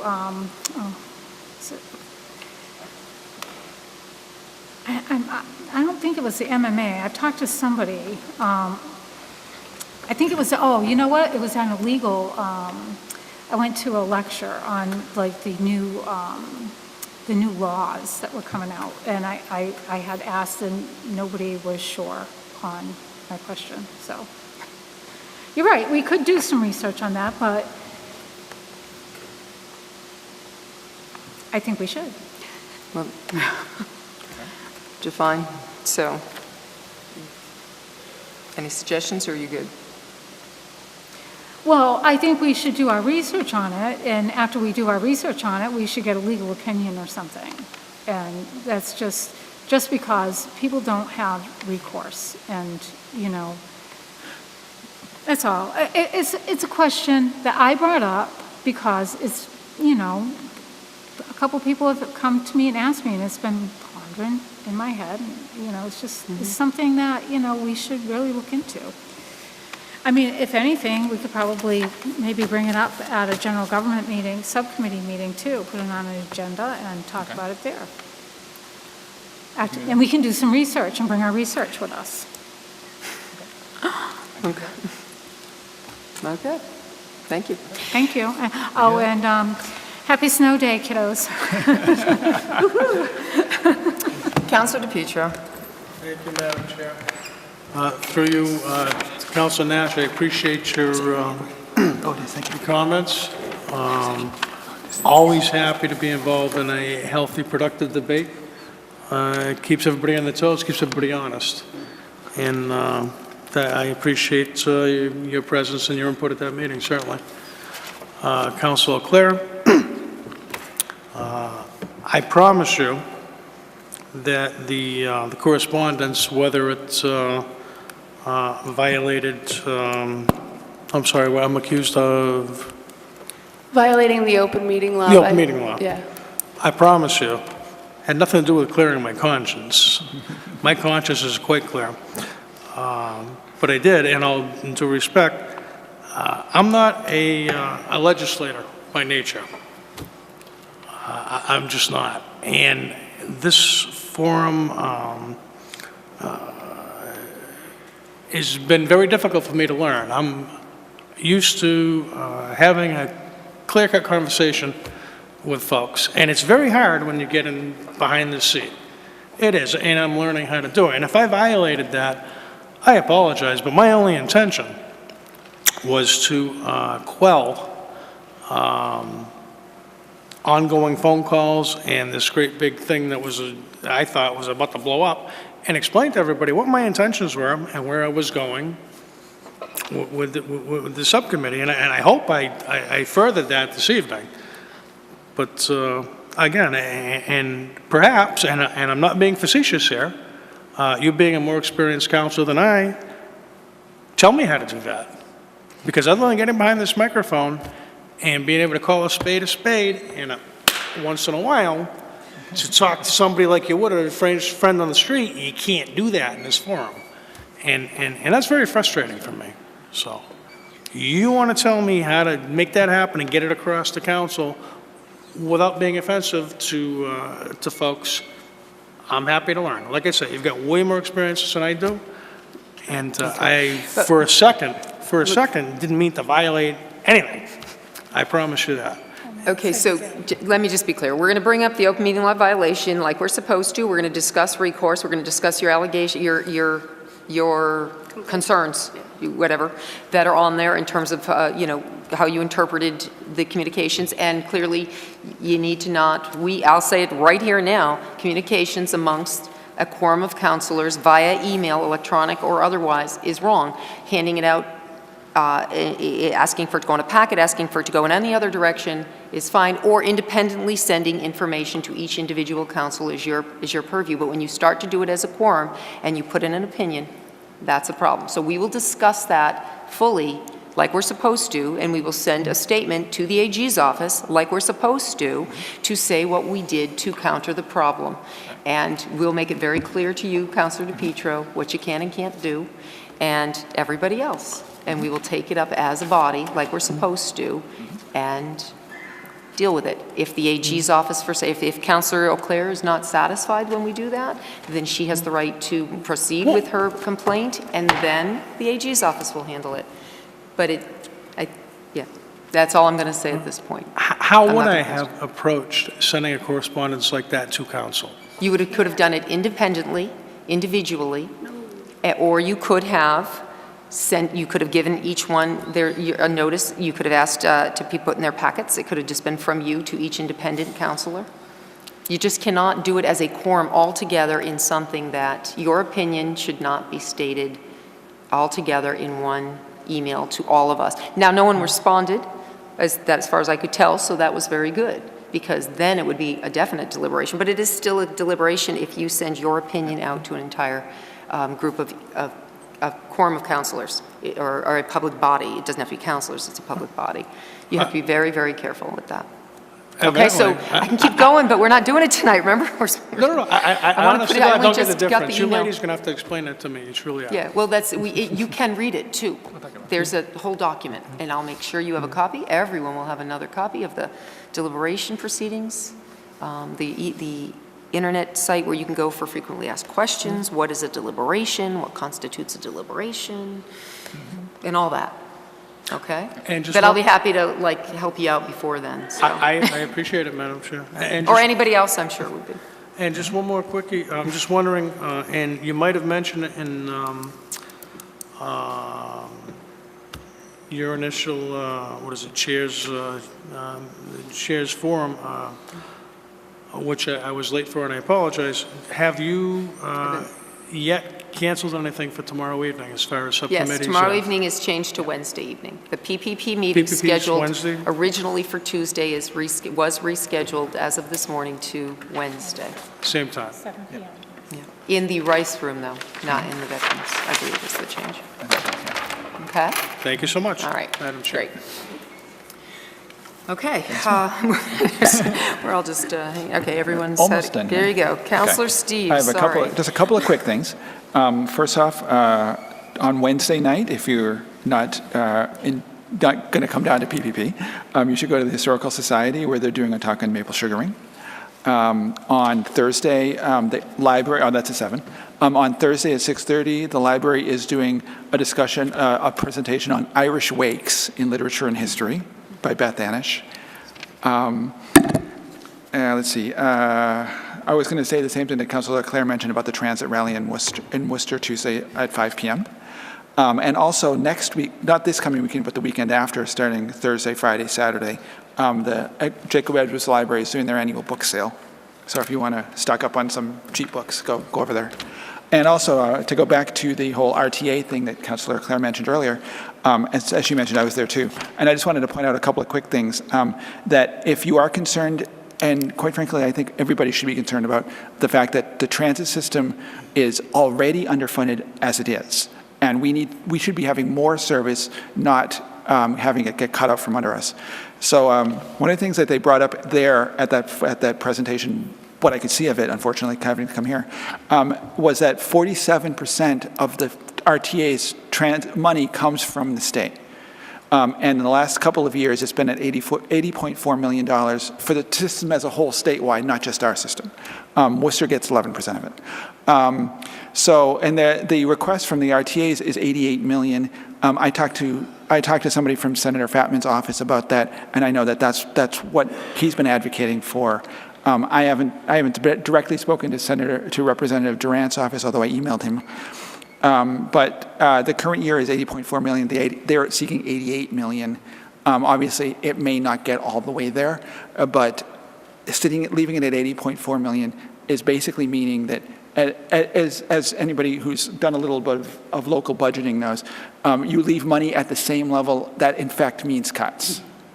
So something will end up being lost, and from their list, our route is considered to be a high cost savings impact route to cut, which means then they have two options: to eliminate all community routes on our Route 33 and 42, or eliminate Saturday service on our route and Route 42, which is a lower cost impact. But either of them will affect people here in our town who need to get to school, to appointments, to work, to wherever. It shouldn't always be just about the economics, but transportation is vital, and a lot of people in our community can't afford cars. So please contact state rep, state senator. If you don't live specifically in town, but for some reason you happen to hear this, and you live in neighboring towns, contact your state senator and state rep there, because a lot of these areas are being affected, and it's all of the outskirts that seem to be affected more than the inner loops of the community, because if you're in Worcester, you can possibly walk to get another bus. You're not walking from Southbridge to Worcester. That's a long walk. So anyway, that's all I had to say about that. The next council meeting date is Monday, March 26th at 7 p.m. here in the chambers. Councilor Nash? Thank you, Madam Chair. I have one quick thing, and I should have brought it to the town manager's attention, but just a reminder to clear sidewalks. I went out and volunteered in the community a little bit this last storm, and it wasn't completely to my satisfaction. I would hope that we continue to ask the police department to do the ticketing as necessary and make those sidewalks safe for pedestrians and school children. That's all. Thanks. Sure. I apologize, I don't want to carry this on, but the police chief and the DPW director have talked about specific key locations that are close to school that the police department is going to be monitoring, and it's those like the specific type of areas you're talking about. So that's become a standard practice between the DPW and the police department. Okay. If I can add quickly to that. Yep.